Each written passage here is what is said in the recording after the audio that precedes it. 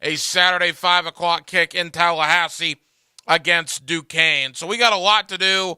Football is on the horizon. In fact, week 3 of the preseason for most teams gets underway tonight. Green Bay and Kansas City on the NFL Network. I want to say there's one on Amazon Prime as well, maybe Houston and San Francisco tonight, as a couple of preseason games in the National Football League will kick off the final weekend of NFL preseason games. So, here's what we have for you until 10 o'clock tonight. Coming up in about a half an hour, my friend John Michaels will head to Atlanta, Georgia. He hosts morning radio, 680 The Fan in Atlanta. We'll get the Falcons' perspective on what to expect Saturday between Jacksonville and Atlanta. We'll also do a little college football talk, a little Georgia Bulldog talk with John Michaels, 680 The Fan in Atlanta. That is about 30 minutes away. Coming up right around 9 o'clock, Step Durham, the head coach of the Wolves and Wolfpack, as high school football kicks off tomorrow night. We'll tell you all about that. We'll bring you one more interview, Step Durham of Wolfson, as we get ready for regular season action tomorrow night. I will tell you as well, tomorrow on the 1010XL social media platforms, the first episode of Hackers High School Football Tour will debut. Really excited about that. Trinity Christian is where we visited. I think you're going to like it. It's got kind of a diners, drive-in, and dives type feel to it, minus the extremely tasty grub, more a football type of diners, drive-in, dives. But I think you'll enjoy it on the 1010XL social media platforms tomorrow. 9 o'clock hour, Kurt Weiler, the Osceola. That is the Rivals.com website for Florida State, as we will preview the Seminoles getting ready to kick off their year against Duquesne. And at the bottom of the 9 o'clock hour, my friend Frank Frangie. You get him every afternoon here on 1010XL, the voice of the Jacksonville Jaguars. He's been out at both joint practices. We'll talk a little Jaguars and Falcons with Frank Frangie. So as you can tell, we're loaded up. We got a lot to do, but as we do every night here on Hacker After Dark, we kick it off with a big deal of the night. And Dylan Denmark, let's do that right now. Time now for the big deal of the night. What's the big deal? What is the big deal? No big deal. It is a big deal. On Hacker After Dark. All right, so preseason game 4 for the Jaguars, Saturday at 3 o'clock. And then decisions have to be made. The roster has to go down to 53. Probably half of the guys that they cut, they're going to have to cut about 27 players. More than half of those guys will probably be brought back to the practice squad. But I just threw together in the last 20 minutes before airtime guys that you know are going to make the team, right? So how many decisions does Jacksonville really have to make going in to the cutdown day? So let's add them up. Quarterbacks, Trevor Lawrence, and either C.J. Beathard or Jake Luton. Because I do think Beathard, with the injury, you don't really know yet. Could he end up on a injury list and you keep Luton? But I think they're only keeping 2 quarterbacks. So 2 quarterbacks. Running backs, I got Etienne, Robinson, Connor, and either Armstead or Sargent. But I'm pretty sure they're keeping 4 running backs. All right, so let me do my Wolfson math here. That's 2 quarterbacks. I think they're keeping 4 running backs. We're up to 6 guys. 47 roster spots left. Tight end, I think they're keeping 4. I think you're going to go Evan Ingram, Dan Arnold, Manhertz, and Farrell. I don't think they're going to cut Farrell. I think they like him. So, 4 tight ends. You got 4 running backs. You got 2 quarterbacks. Wide receiver. Marvin Jones, 1. Zay Jones, 2. Christian Kirk, 3. Laviska Shenault, 4. Jamal Agnew, 5. Here is one of the quandaries. How many do you keep? Is Laquan Treadwell number 6? Is there a battle between Laquan Treadwell and, say, a Tim Jones for number 6? Right now, we'll say they keep 6 receivers. And when you go to the offensive line, I got Cam Robinson, Ben Barch, Luke Fortner, Brandon Scherf, both Jawan Taylor and Walker Little. So that's 6. Shatley is 7. The guy they traded from Green Bay, Cole Van Lanen, is 8. And I got Will Richardson at 9, depending on his injury status. So there you go. Right off the bat, without really even thinking about it. I got 2, 4 is 6, 12, 16. I got 25 guys without doing a lot of thinking. Defensively, let's start with the D-line. Fadakasi, Robertson Harris, Smoot, Hamilton, Gotsis, Travon Walker, Josh Allen, Arden Key, Caleb Chason. That's 9. At linebacker, Devin Lloyd, Chad Muma, Foye Oluokun, Shaq Quarterman. We could add some more there, but that'll be 4. That's 13. And then the secondary, Shaq Griffin, Tyson Campbell, Darius Williams, Trey Herndon. I'm going Andre Sisco, Rayshawn Jenkins, Daniel Thomas, Dewey Wingard. And then I think you are going to keep Monteric Brown. Rudy Ford, I'm not positive about. Gregory Jr., I'm not positive about. Jr. or Brown, the 6th or 7th round draft picks, could very easily be on the practice squad. 4, 5, 6, 7, 8, 9, 10. So we're going to go, for the interest of this conversation right now, 10 defensive backs. And then you got your kicker, your punter, and your long snapper. All right. So it's 8:06. The show started at 8 o'clock. We've been doing this for 3 minutes. Here's what I got for you. I got 3, I got 13, 17, 26, 35, 39, 45, 49. I got 51. I got 51 guys that I feel pretty confident about, and I did that in 3 minutes. What does that tell you? To me, there's just not a lot of roster spots up for grabs on Saturday. I mean, I'm talking about the tail end of this roster. What are we, maybe I'm wrong on a couple of these guys. We'll say I'm right about 48 out of the 51 I have on here. You got 5 spots up for grabs on Saturday to make the 53.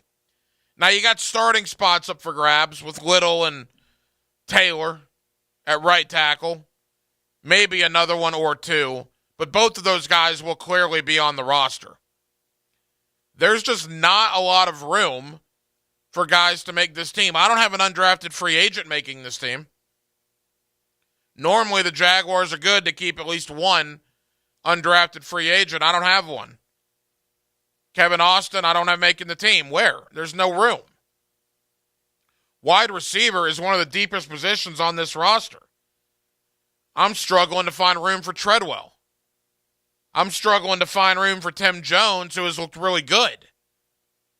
Looked really good last week against Pittsburgh. There's just not a lot of room. Now, what does that tell you? Well, it tells you it's a better roster than what the Jaguars have had in years past. But are all these guys shoo-ins? Is Caleb Chason a shoo-in to make this team? I think he is. I don't know why you would cut him. Doesn't make a whole lot of sense to cut him on a rookie deal. Same thing with Laviska Shenault. We had that conversation last night, right? I had people chime in on the text line, designed by Lifetime Enclosures. Cut Shenault. Why? What good, what benefit does it do you to cut Laviska Shenault? Does you no good whatsoever.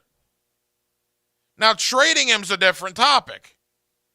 If I was told that they traded Laviska Shenault, got something for him, well, that's much, much different. But I am not just flat out releasing Laviska Shenault.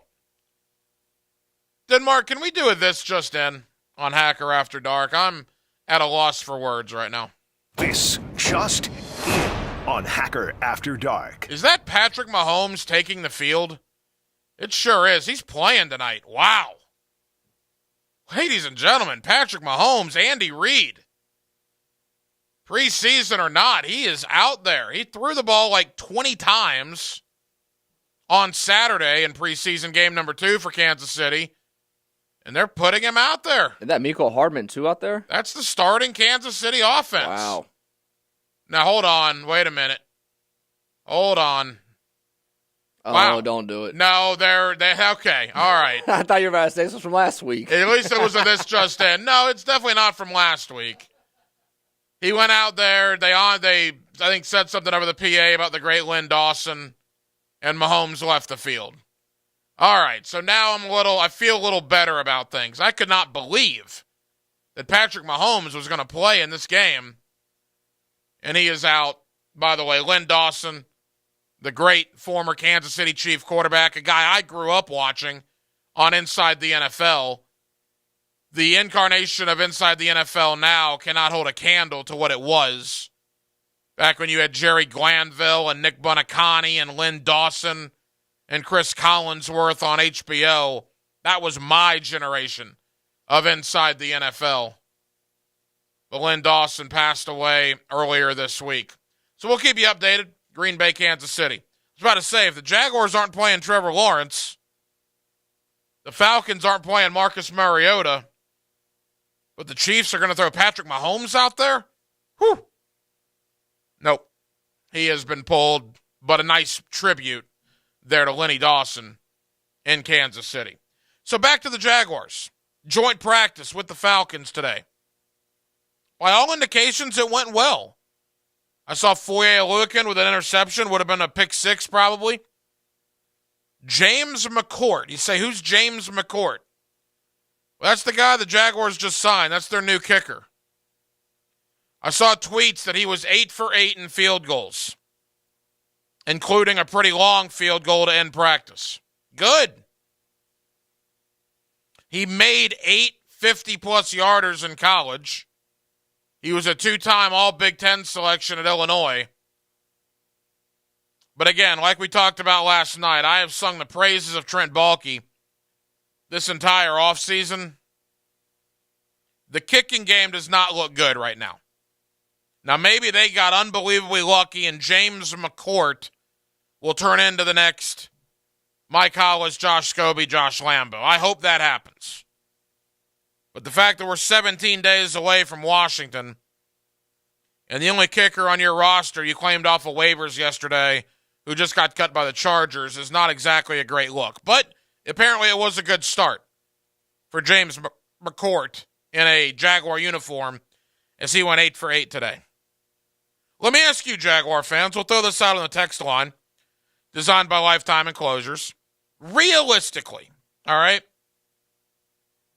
Don't say Trevor Lawrence or Travis Etienne because that's not realistic and that's nonsense. But realistically, who is a bigger name on this roster that you could see getting cut next week? Is the biggest name Laviska Shenault?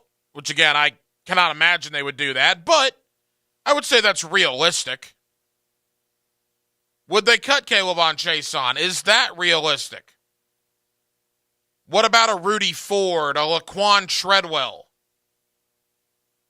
Those are the kind of guys, because you're not going to see, to me, you're not going to see any shocking cut, shocking development next week. But I am curious what you, the good men and women of Jacksonville, Florida, believe. Hit me up on the text line, 641-1010. Is there a bigger name on this roster that you would cut? And if you would, give a reason as to why you would. Why do they not deserve to be on this roster? We'll get more into the Jacksonville Jaguars. We'll get more into the Florida Gators as well. I got to tell you something. As I get older in life, I start to understand things that maybe I did not understand 5, 10, 15, 20 years ago. We all do, right? It's called maturity. Get more mature. I had a moment today when I realized, and now I do realize, why people don't like Florida Gator fans.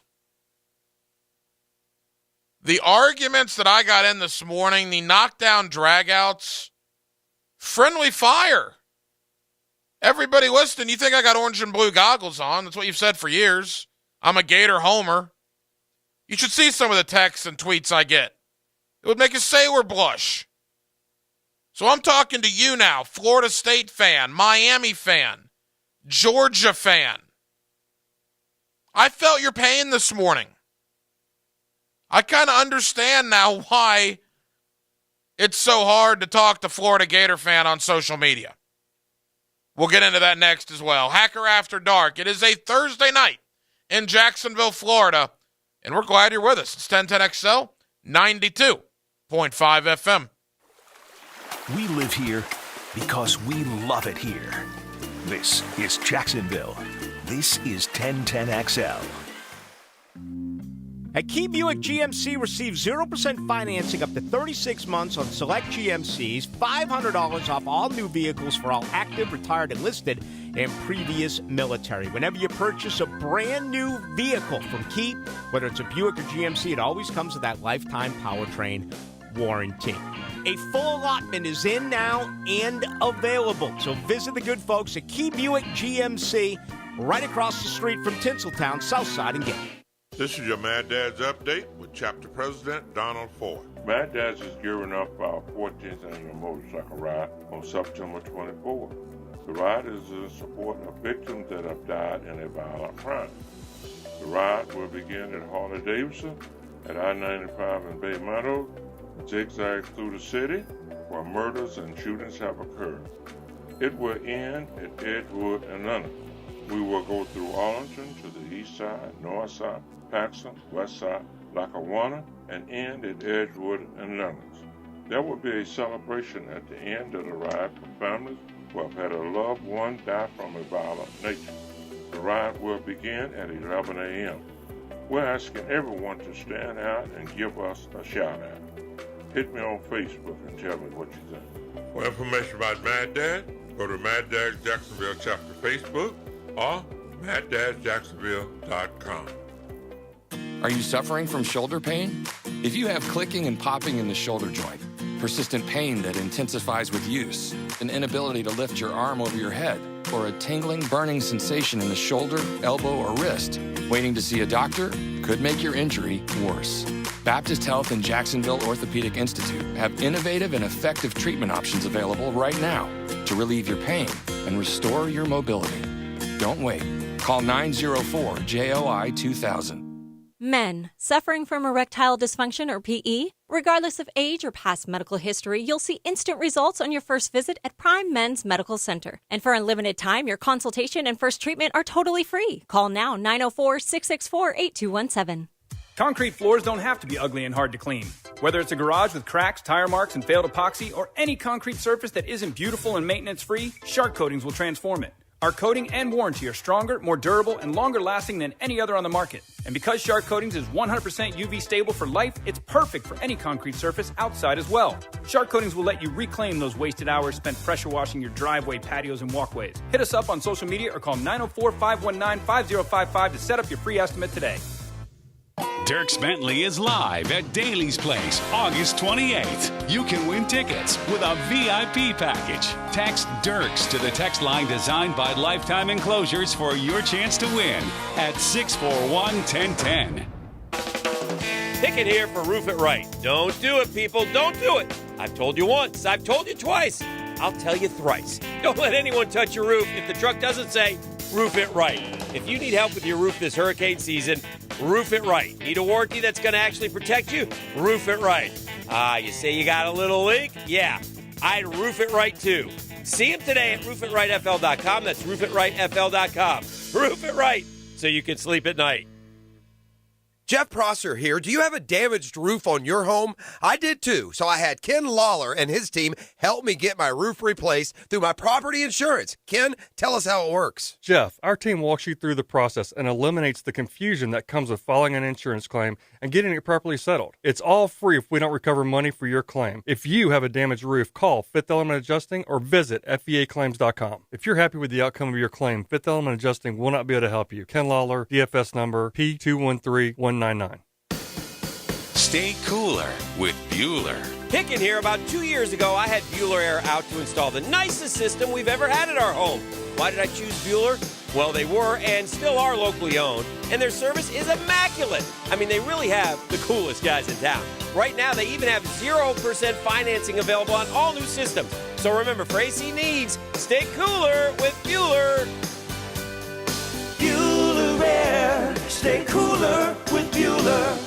Come to Monahan Jewelers 4-day only store-wide 50 to 60% off sale this Wednesday through Saturday, August 24th through 27th. This huge sale is 4 days only. Everything is 50 to 60% off this Wednesday through Saturday only. We've bought so much brand new jewelry, we need to make room for it. Diamond jewelry, engagement semi-mounts, colored gemstones, even gold chains. 4 days only this Wednesday through Saturday, August 24th through 27th. Everything on display is 50 to 60% off at Monahan Jewelers in Atlantic Beach. Share coffee and conversation with a Hall of Famer. Drink the coffee, it'll make you feel better. Breakfast with Baselli. Brought to you by Epstein and Robbins DUI defense firm and Fifth Element Adjusting. Breakfast provided by Chick-fil-A. Monday morning on 1010XL. This 1010XL 92.5 FM hour is powered by Anajar and Levine Accident Attorneys. Call 904-600-4000. That's 904-600-4000.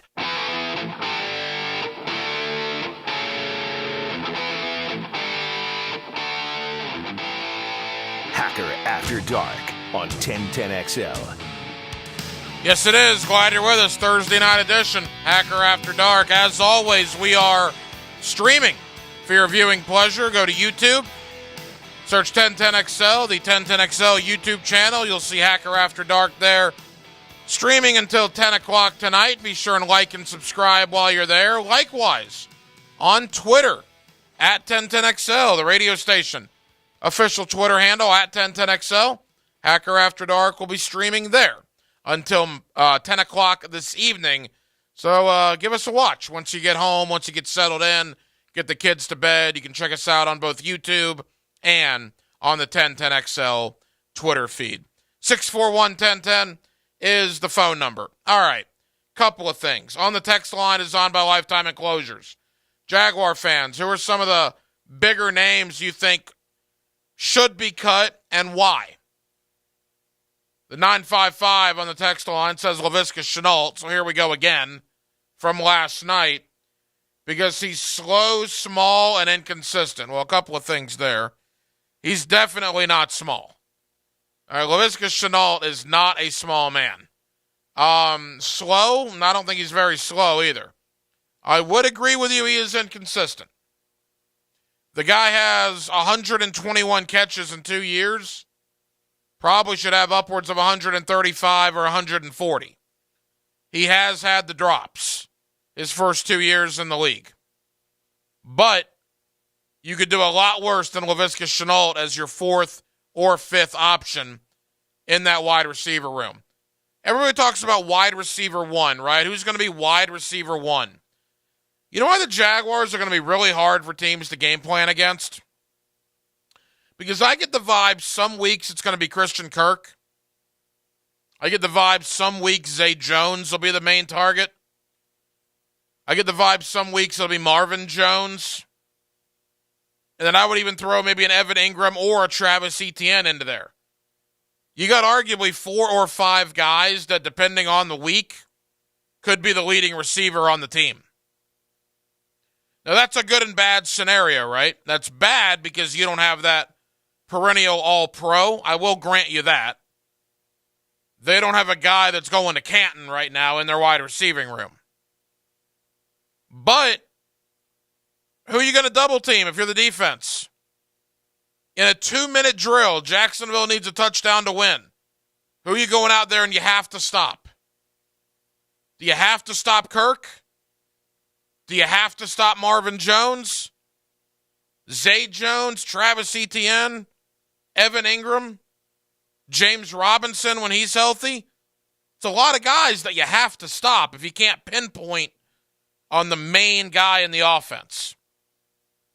Just something to think about. More on the Jaguars coming up in about 10 minutes. We'll head to Atlanta, Georgia. My friend John Michaels, 680 The Fan in Atlanta. He is part of the 680 The Fan morning show. I've had John on for years. Love talking Atlanta Falcons with him. He is a diehard Miami Hurricane fan. To the point that he's getting on an airplane, Denmark, next Friday at 5:20. And he's flying from Atlanta to Miami for the Bethune-Cookman game. That is the diehard John Michaels is. And he'll tell you about it. And he's fired up to tell you about it. We'll also talk a little Georgia Bulldogs with him. That is coming up in less than 10 minutes. So this morning, I was taking care of business, as I normally do in the mornings. But I enjoy dialogue with the 1010XL Nation.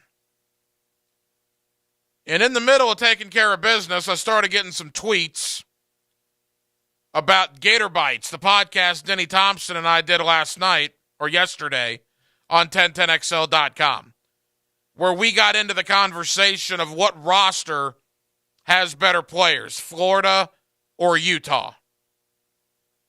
Now, for starters, it's an opinion-based question, right?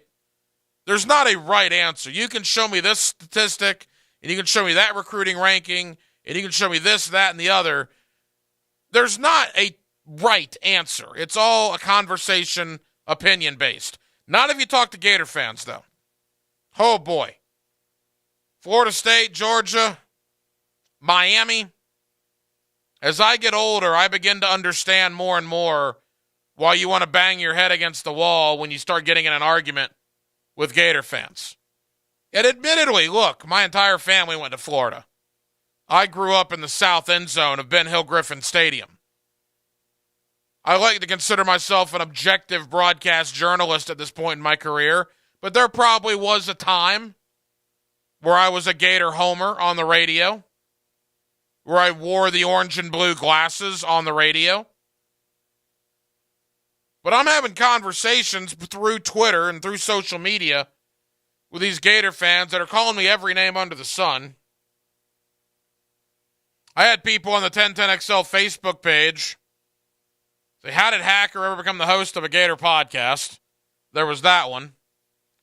I think there was a Hacker Sucks as well. That was fun to watch and read. All because of my statement that I didn't think Florida has any better roster than Utah. I think Utah's roster is probably better. And then somebody gets into the raw numbers and recruiting rankings. And they go back to 2019 through present day. But here's what I love about arguments like this.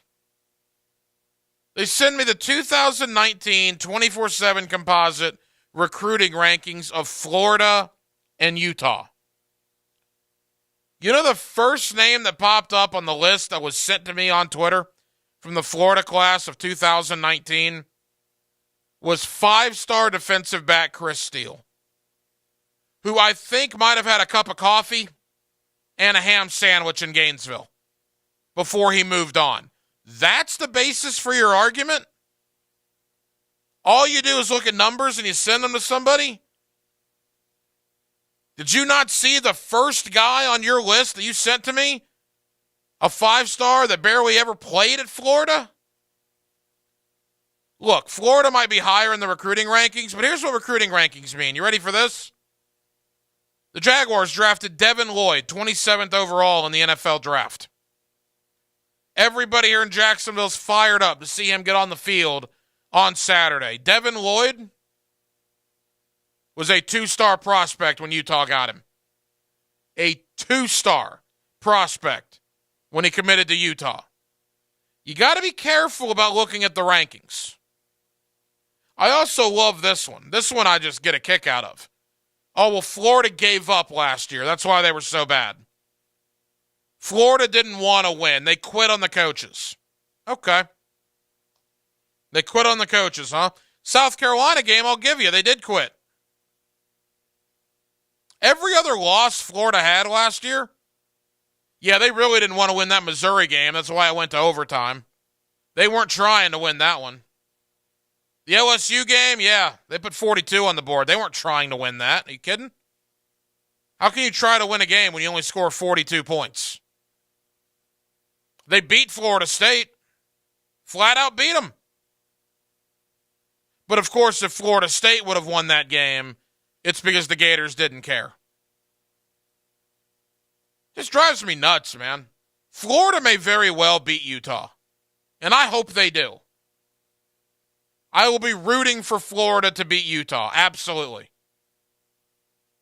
But for Gator fans to basically raise their nose in just utter disgust when anybody brings up the idea that, I don't know, the defending Pac-12 champs who went to the Rose Bowl and returned 15 starters and are preseason top 10 in the AP may come into Gainesville against an unranked Florida team who had a quarterback throw 64 passes last year. The Utah team may win that game, and you're just utterly disgusted by that notion? Oh, it's the Pac-12. Are you kidding? They can't come in and win. Oh, really? We'll see. I'm telling you right now, I'm not picking Florida to win. I hope I'm wrong. I heard Kyle Whittingham on XL Primetime yesterday, the head coach of Utah. You don't think he's going to have his boys ready? You don't think they look at this as an unbelievable opportunity? Not just for them, but for the conference that's going to be hanging on by a thread after USC and UCLA depart? That is an enormous game, not only for Utah, but for the entire Pac-12. Because I got news for you. Oregon's not beating Georgia. Oregon has that same chance, but that's not happening. Georgia, if Georgia loses that game, I will be flabbergasted. I won't be flabbergasted if Utah beats Florida. Again, that Utah quarterback, Cam Rising, that guy's legit, man. Utah's got 2 running backs returning that they had 800-plus yards apiece last year. They got 71, I think, combined starts on the O-line. They're an experienced group. They did lose some guys on defense.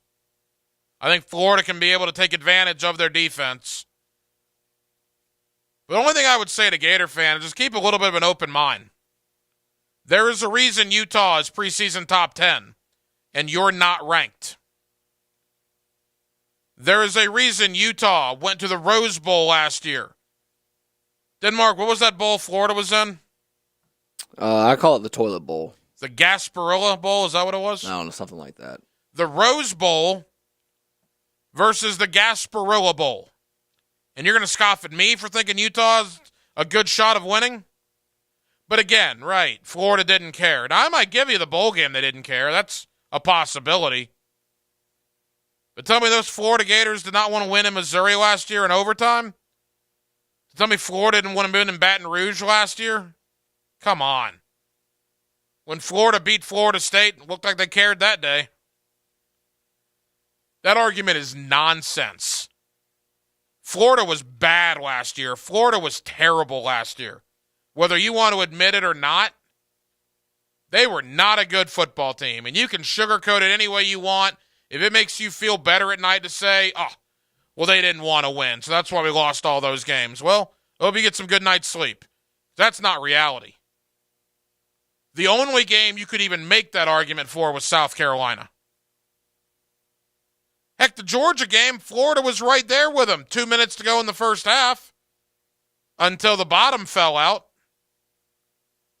So these Gator fans saying how much better Florida's going to be this year and last year, they didn't care, and the Pac-12 this, and Utah's not going to be able to stand the swamp at night.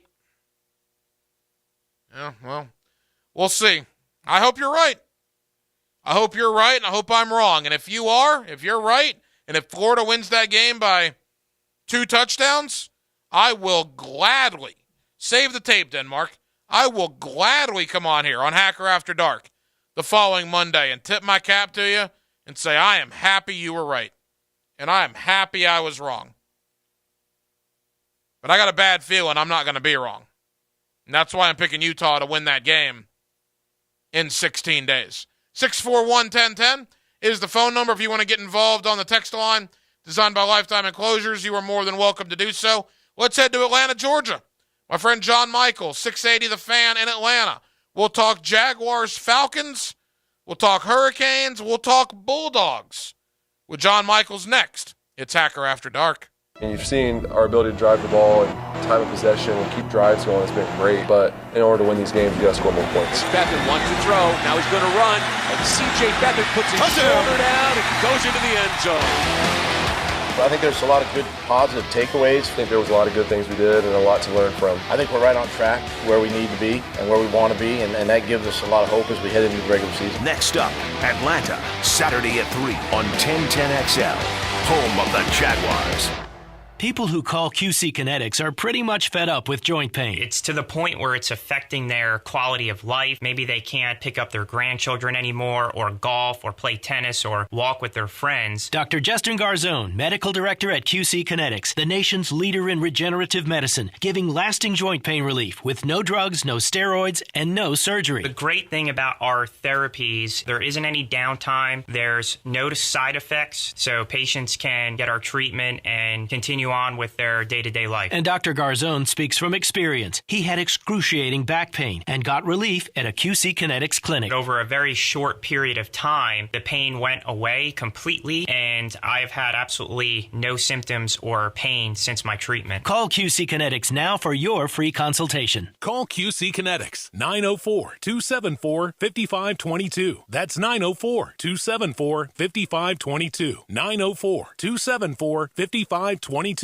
Hey Jacksonville, this is Crystal Dial Wilson with Remedy Staffing. If your business is struggling to find employees, you likely know you're not alone. The unprecedented effect of COVID-19 on businesses has left everyone scrambling to find good people. We're proud to say we have helped fill thousands of positions throughout Jacksonville during the pandemic. We're dedicated to bringing great companies and great people together. If your business needs help or if you're looking for a good job, contact us now at remedygoodjobs.com. We want you on our team. I'll second guest dinners with friends because they can be interrupted by diarrhea, gas, bloating, stomach pain, or oily stools. It turns out I have EPI, or exocrine pancreatic insufficiency, which means I'm missing the enzymes needed to digest food. My doctor prescribed Creon, pancrelipase, an oral prescription medication that replaces pancreatic digestive enzymes. Creon treats EPI due to cystic fibrosis, chronic pancreatitis, pancreatectomy, or other conditions. Creon may increase your chance of fibrosing colonopathy, a rare bowel disorder. Tell your doctor if you have a history of intestinal blockage or scarring or thickening of your bowel wall, if you're allergic to pork, or if you have gout, kidney problems, or worsening of painful swollen joints. Call your doctor if you have any unusual or severe gastrointestinal symptoms or allergic reactions. Take Creon as directed by your doctor and always with food. Do not chew capsules, as this may cause mouth irritation. Other side effects may include blood sugar changes, gas, dizziness, sore throat, and cough. These are not all the side effects of Creon. Creon is the #1 prescribed EPI treatment. Ask your doctor about Creon for EPI and visit creoninfo.com or call 800-633-9110 to learn more. That's CREONinfo.com. This is Brent Musburger. VSiN's 2022 College Football Betting Guide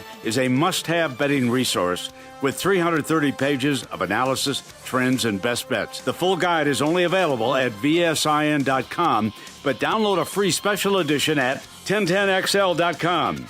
In-depth expert analysis of the Gators, Bulldogs, Seminoles, and Hurricanes. It's absolutely free, but only at 1010xl.com.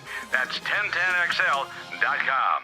Here's your 1010XL First Coast Community Calendar. To register for Police Athletic League flag football, cheerleading, and boxing, go to jaxpalsports.org. Play poker and help families in the Hold'em for Life Texas Hold'em Poker Tournament, Saturday, September 17th at Blessed Trinity Parish Hall. Call 847-778-8824. Dreams Come True is the only local wish-granting organization giving dreams and special times to local children battling life-threatening illnesses. Find out how you can help at dreamscometrue.org. The Hometown for Heroes Home Buyers Program helps you get your down payment and closing costs paid. Call to learn more. 574-7180. If you could benefit from a grief and loss support group, call Haven Hospice at 279-1677. If you're involved in a community event and you'd like us to help spread the word, find out how at 1010xl.com. This State in Sports History is brought to you by Southeast Orthopedic Specialists. On August 25th, 1986, A's Mark McGwire hits his first Major League home run in his fourth game in the Bigs. McGwire would go on to hit 583 career home runs. What defines a hero? Dedication, loyalty, courage. Every day at AMCO, we serve heroes. For over 60 years, we've repaired and maintained the most critical public service vehicles. From complex transmissions to simple brake jobs with flexible financing and the extra safety precautions we need. The heroes we serve don't all wear uniforms. They're people like you. At AMCO, we're proud to serve all of you. AA, MCO. Money tight? We can finance almost anybody. Find the AMCO transmissions nearest you at amcojacksonville.com. Firefighters, paramedics, police officers, they take care of us, and at AMCO, we're proud to take care of them. For over 60 years, we've repaired and maintained the most critical public service vehicles. As an essential business, we work on every kind of car repair with flexible financing and extra safety precautions. Essential, reliable, trusted. That's the men and women who are there for us, and it's our honor to be there for them. AA MCO. Family owned and operated in Jacksonville, Orange Park, St. Augustine, and St. Mary's, Georgia. AMCO Transmissions and Total Car Care. This 1010XL 92.5 FM hour is powered by Anajar and Levine Accident Attorneys. Call 904-600-4000. That's 904-600-4000.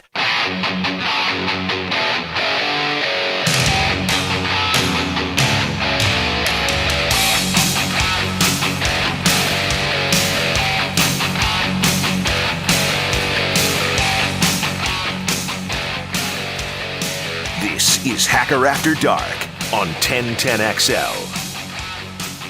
Now, hello. Another great guest on the Farah and Farah phone line. Brought to you by the accident attorneys at Farah and Farah. Back here on 1010XL and 92.5 FM in the city of Jacksonville. Glad you are with us. The Jaguars and the Falcons, Saturday at 3 o'clock, the final preseason game for both teams. They had a couple of joint practices up at Flowery Branch in the state of Georgia. Let's talk a little Jaguars and Falcons with my buddy John Michaels. You get him every morning on 680 The Fan up in Atlanta, Georgia. John, how we doing?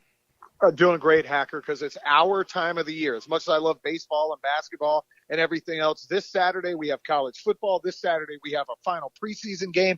A week from now I'll be in South Florida for an opener. The Gators will be playing Utah. I mean, Florida State and LSU, it gets no better than this right now.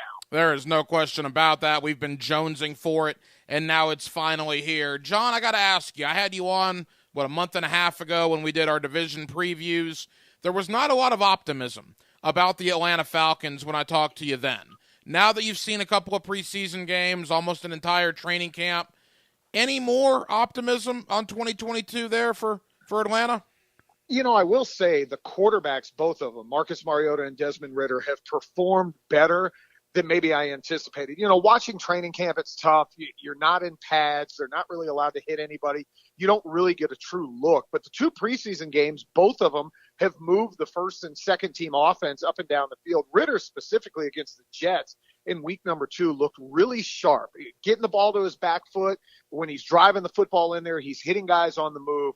You know, so I do think there's going to be some competency at quarterback that maybe a month ago I didn't think was going to happen. But outside of that, it's still a really flawed football team. You know, we were doing yesterday on our show how many roster spots might be available coming up on Sundays or Saturday's game. And, you know, you really look at it, the Falcons could have 7 or 8 open spots. But you look at receiver, really poor. I'm not sure who's going to start at running back, and we're literally a week from now. We still got open spots on the O-line.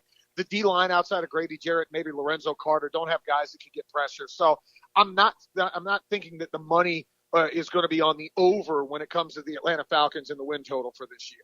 John, I don't disagree with that, but I watched Kyle Pitts on Monday night, and that one route that he ran just blew by the DB like he wasn't there.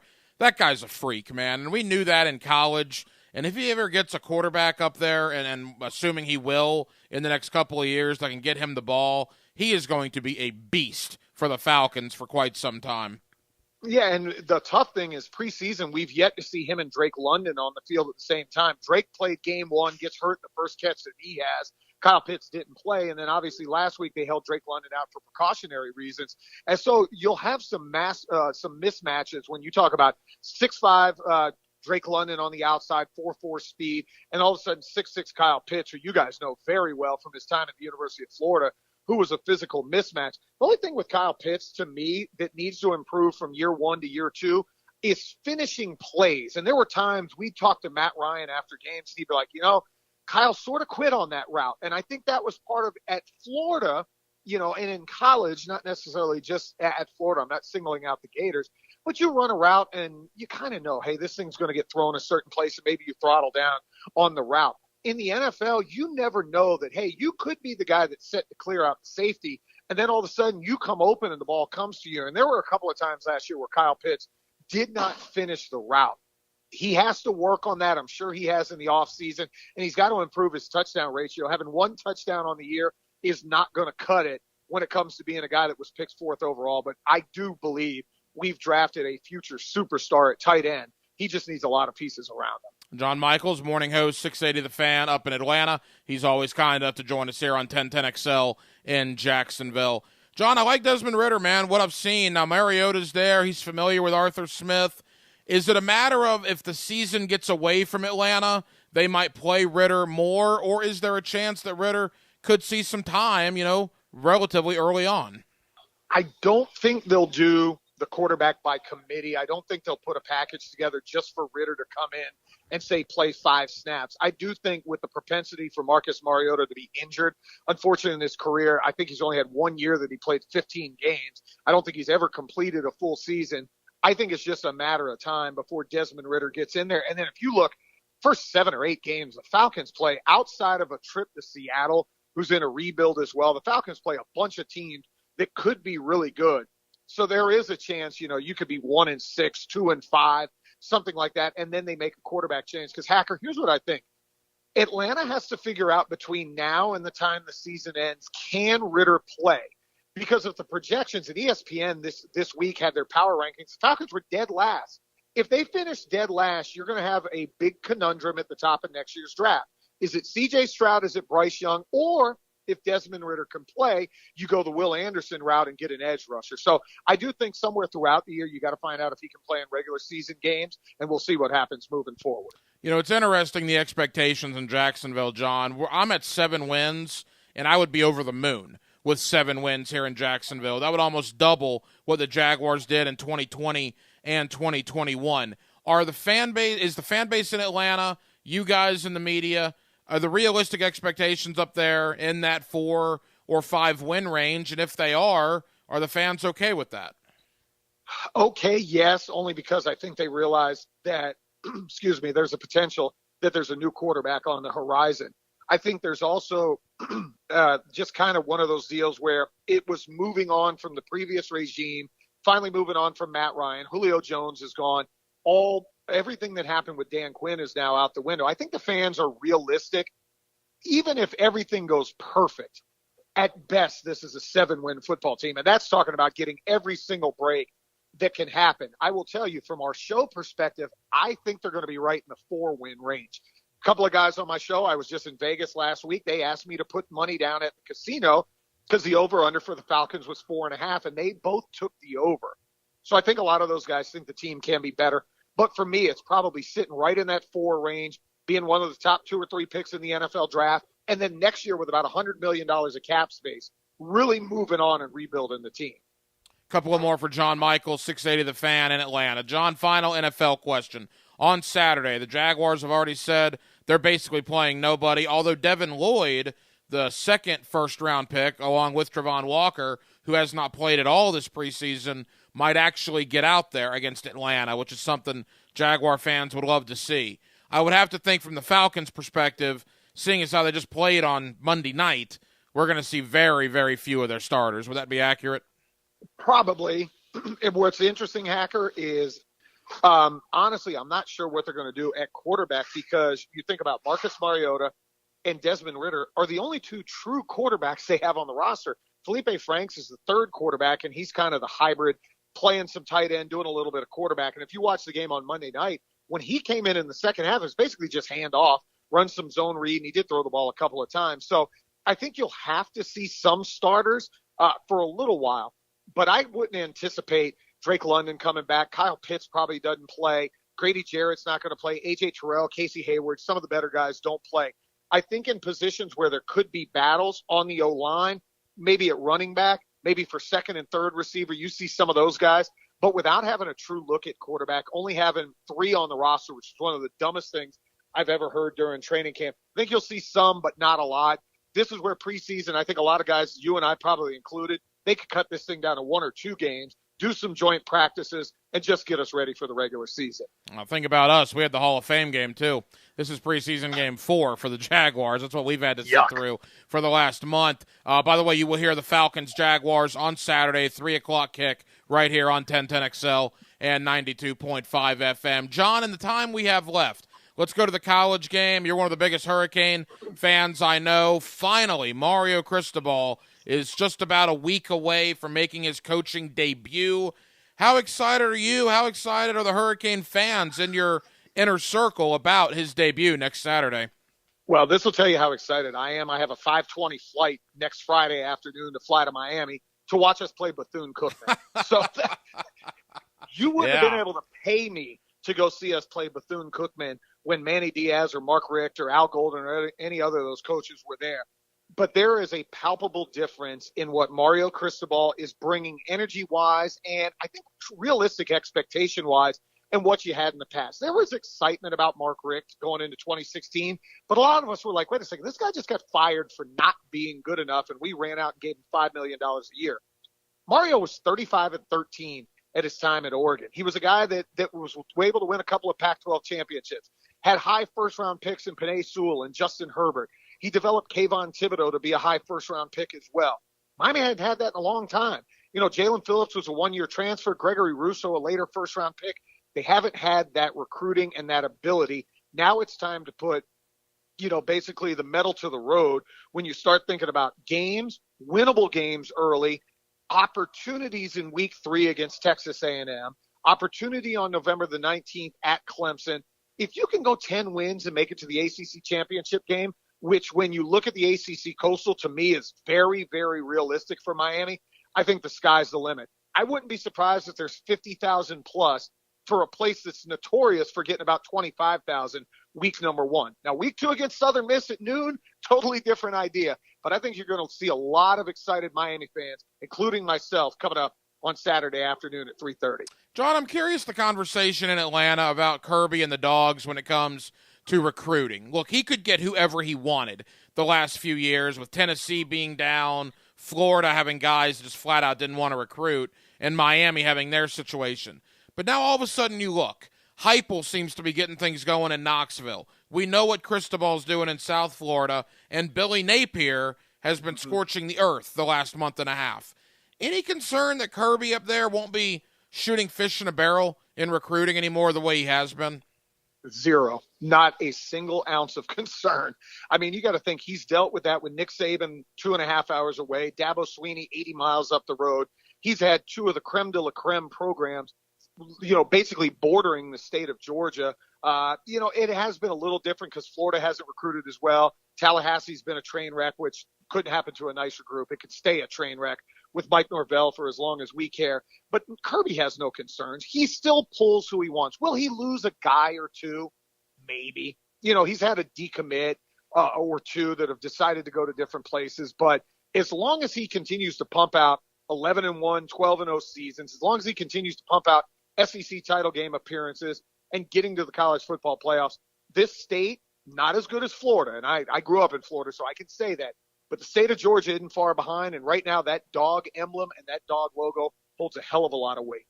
John, final question. Georgia-Oregon next week. Kind of an intriguing game because the Dan Lanning factor against Kirby. I don't think Oregon's going to win the game, but could Oregon hang around with them for a little bit because of all the newness on the Georgia roster? I don't think so. And to put my money where my mouth was when I was out in Vegas, I bet Georgia minus 17.5 against Oregon. I think this is a physical mismatch. Yes, Georgia's breaking in new guys everywhere. But you're also talking about a team that has, I believe, 9 or 10 guys on the all-SEC first or second team. You're talking about studs at D-line and Jalen Carter. You've got a stud in the defensive backfield and Keely Ringo. You obviously have Stetson Bennett, who was a national title quarterback. They replaced running back with Milton and McIntosh. Those guys will be fine. They probably have the best tight end in the country in Brock Bowers. Offensive line will be just good as well with Cedric Van Pran and Warren McClendon and guys like that. I think Oregon hangs around for a quarter and a half, and then eventually they get worn down.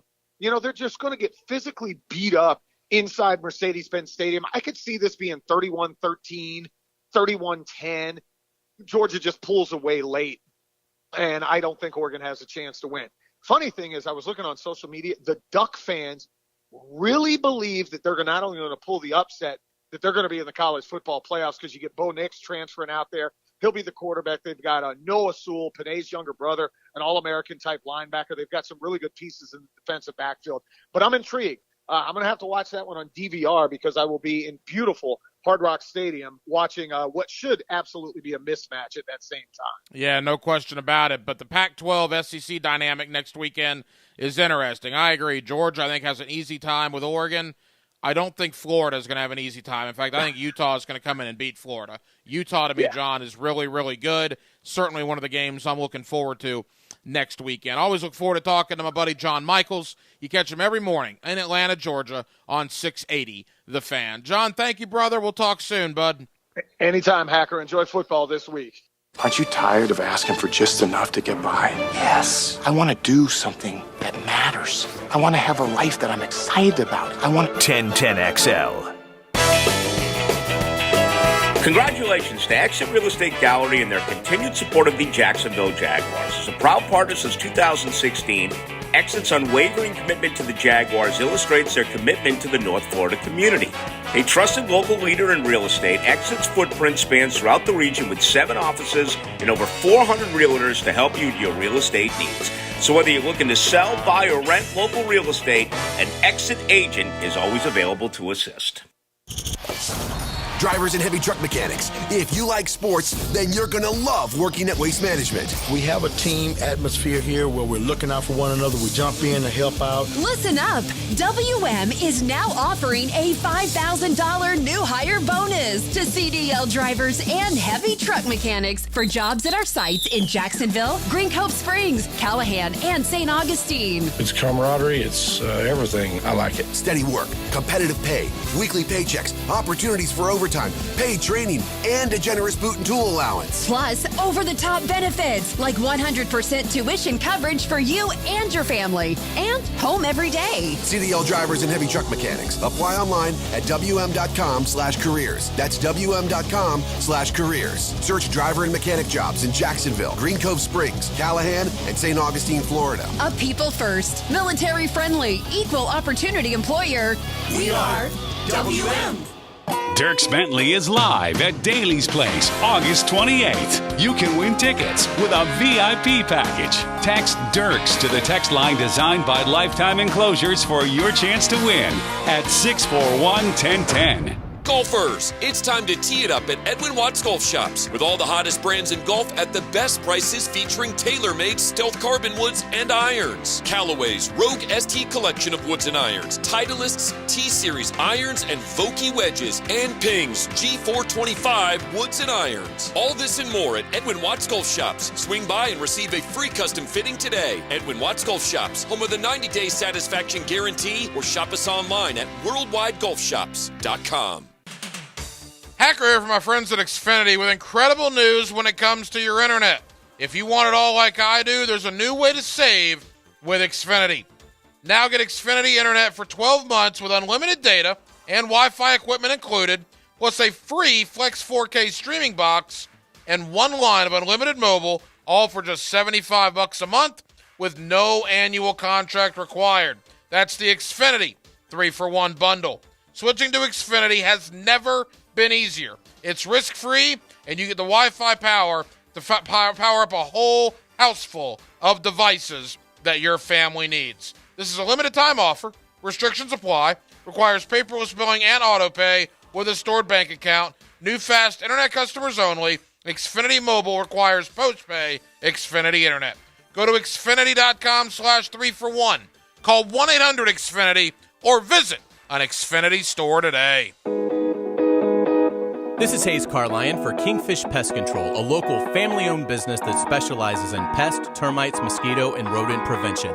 I tell you what, when I got my new home, I had to put on my reporter's hat, find out who really is the best, and it turns out there's no competition. Kingfish provides exceptional service and treats me like a valued customer, not just an account. That's why I wholeheartedly recommend Kingfish Pest Control, proud partner of the Jacksonville Jaguars. Does the building you go to work in every day need a little love and attention? Jason Parker here with Performance Painting. Great companies take great care of the buildings their staff and customers walk into every day. If the building you're in doesn't match the vision you have for your company, we can help. Go to performance-painting.com. Our highly trained team makes the difference. Quality coatings applied with pride. Performance Painting. Not 100, not 200, not even 300. I'm talking 400 pre-owned on the lot, ready to test drive at Arlington Toyota Pre-Owned. All makes, all models, all waiting for you to test drive and take home today. Plus, Arlington's 30-day exchange program comes with your purchase. That's 30 days to love your purchase or exchange it. Your next great ride is waiting for you at Arlington Toyota Pre-Owned. Shop in person, 10939 Atlantic Boulevard, and online at arlingtontoyota.com today. Hey, this is Ken with Fifth Element Adjusting. Let my team and I ensure your insurance claim is settled properly. We even helped Jeff Prosser get his roof replaced in 2016. Thank goodness I had Ken Lawler and his team help me navigate the claim process. They did everything for me, filed it, scheduled it, completed it, and established a settlement. I got my damaged property replaced and got back to my life. So call Fifth Element Adjusting or visit feaclaims.com. If you're happy with the outcome of your claim, Fifth Element Adjusting will not be able to help you. Ken Lawler, DFS number P213199. Going too frequently? It might be your prostate. Schedule your screening with Ackerman Urology and get your life back. Call 904-490-7400 or visit ackermanurology.com today. There's still time to purchase your tickets for the Summer Nights presented by 1-2-1 Financial. Enjoy an evening affair benefiting Boys and Girls Club of Northeast Florida as you enjoy delicious foods from local restaurants like Orsay, craft cocktails, fine wine, and craft beer while dancing to live music from the Bold City Classics. Summer Nights will be held Saturday, August 27th at the Glass Factory. Purchase your tickets at tinyurl.com/1010 Summer Nights. The flagship station of the Jacksonville Jaguars. WJXL AM Jacksonville Beach. WJXL FM Jacksonville Beach. This 1010XL 92.5 FM hour is powered by Anajar and Levine Accident Attorneys. Call 904-600-4000. That's 904-600-4000.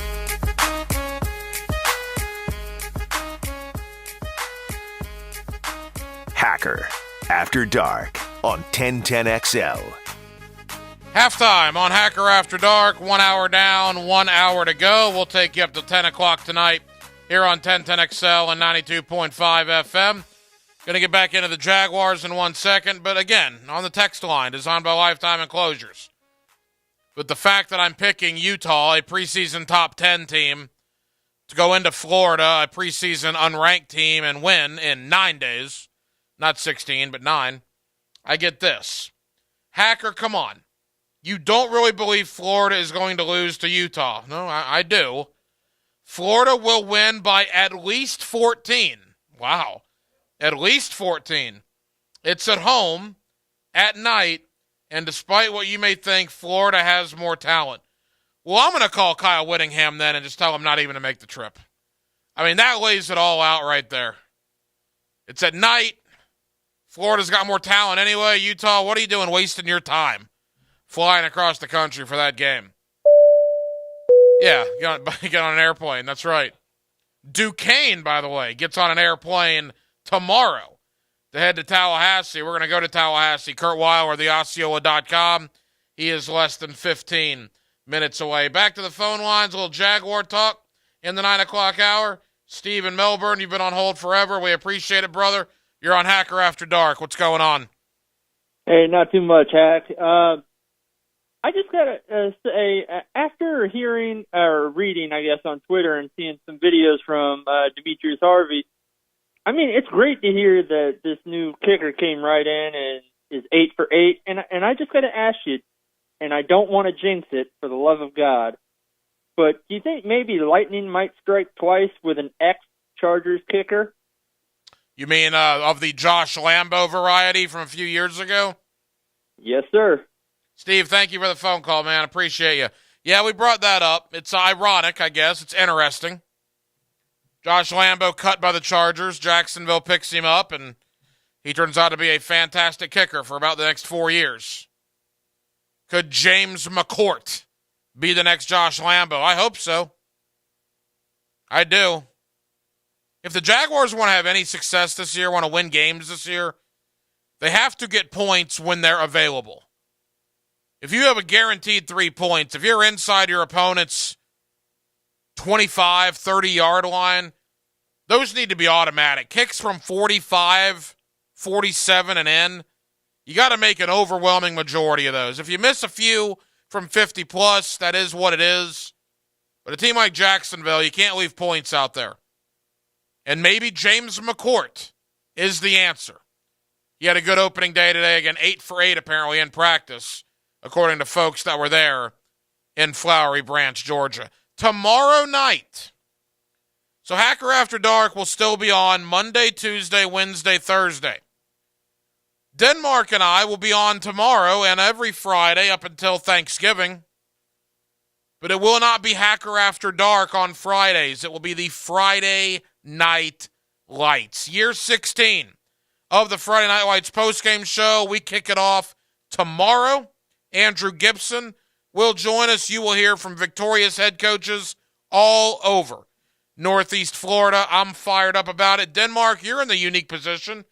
I know you're a big fan of that show, and now you get to work on that show, which is kind of cool. Yeah, I've always listened to it, even when I played, I guess almost, 10 years ago now.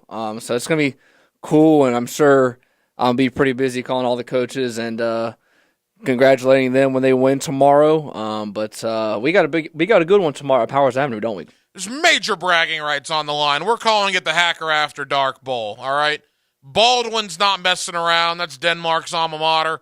You know the Wolves and Wolfpack aren't messing around. Opening night on Powers Avenue. Boy, did I have some times on opening night on Powers Avenue. Right out of the gate, Denmark. Now, don't give away too much.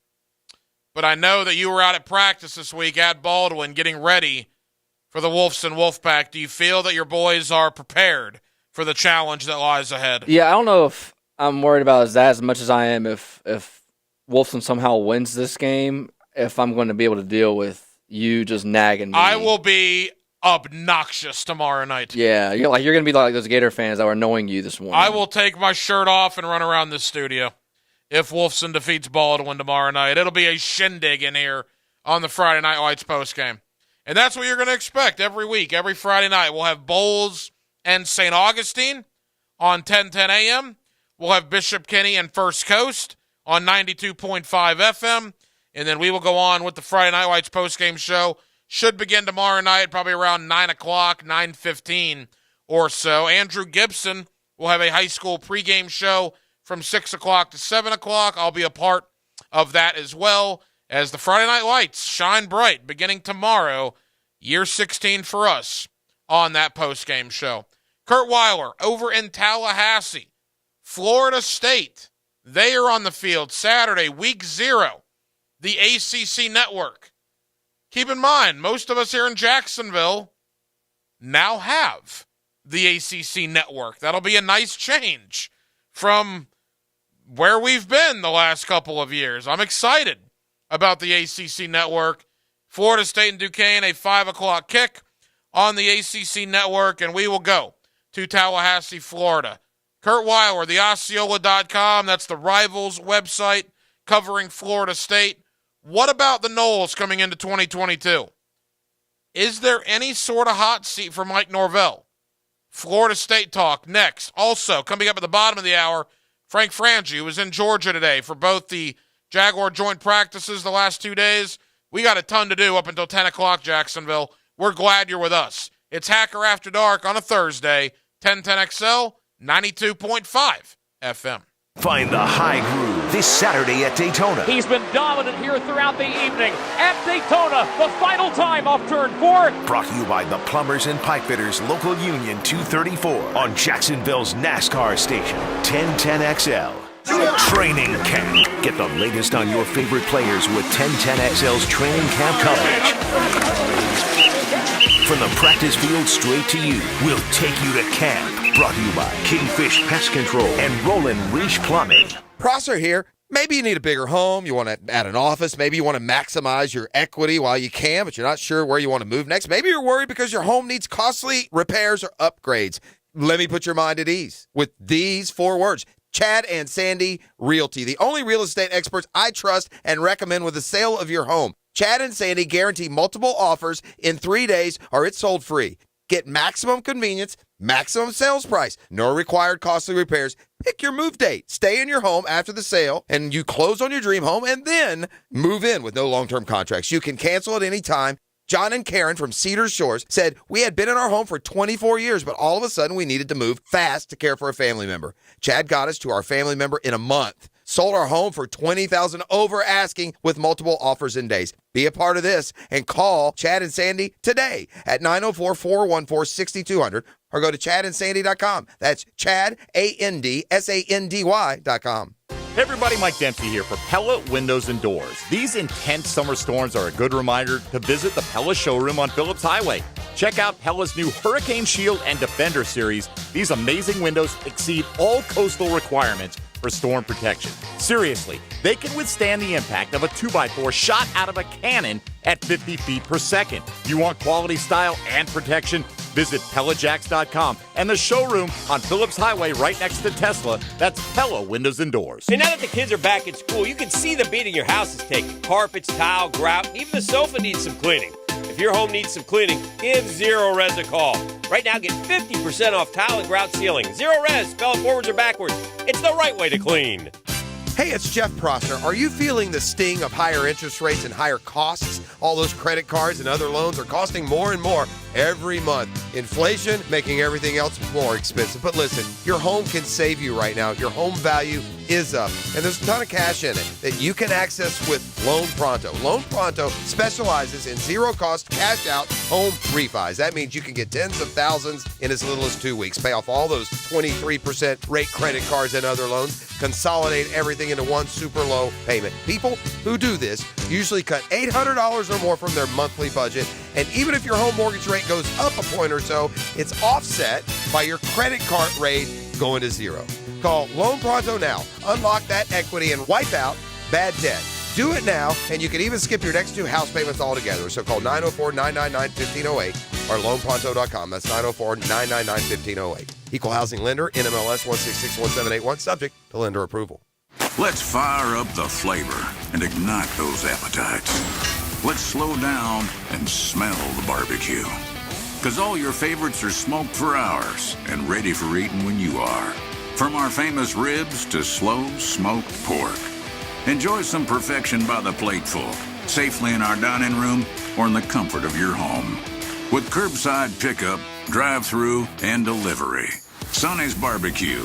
Local pitmasters since '68. Kick off this fall on the links at Junior Achievement's annual Golf Classic at San Jose Golf and Country Club. For more than 11 years, the funds raised support JA's efforts to help inspire and prepare our youth to succeed in a global economy. All participants enjoy on-the-green breakfast, lunch, drinks, post-play reception, awards, contests, prizes, and much more. To play or sponsor, contact Stephanie Saman at janfl.org or call 398-9944.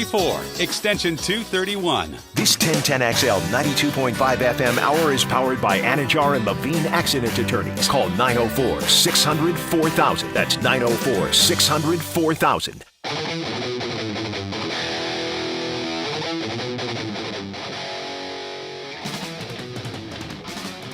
It's Hacker After Dark on 1010XL.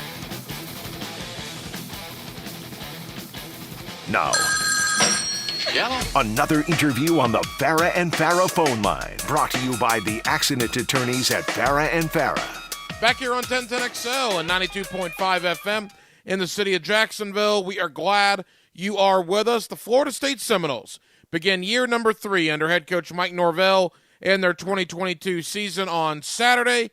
A 5 o'clock kick at Doak Campbell Stadium against Duquesne. And then it gets real for Florida State a week from Saturday, as they, I guess a week from this weekend, as they will go to New Orleans to take on LSU out in the Superdome. Kurt Weiler of the Osceola, that's part of the Rivals Network, always kind enough to join us here on 1010XL in Jacksonville. Kurt, how you doing?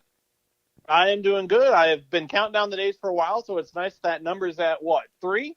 3 days till kickoff? It's a nice feeling. It's a great feeling. We're just a couple of days away, no question about that. Kurt, what is the thought around the program? You're there every day, year 3 for Mike Norvell.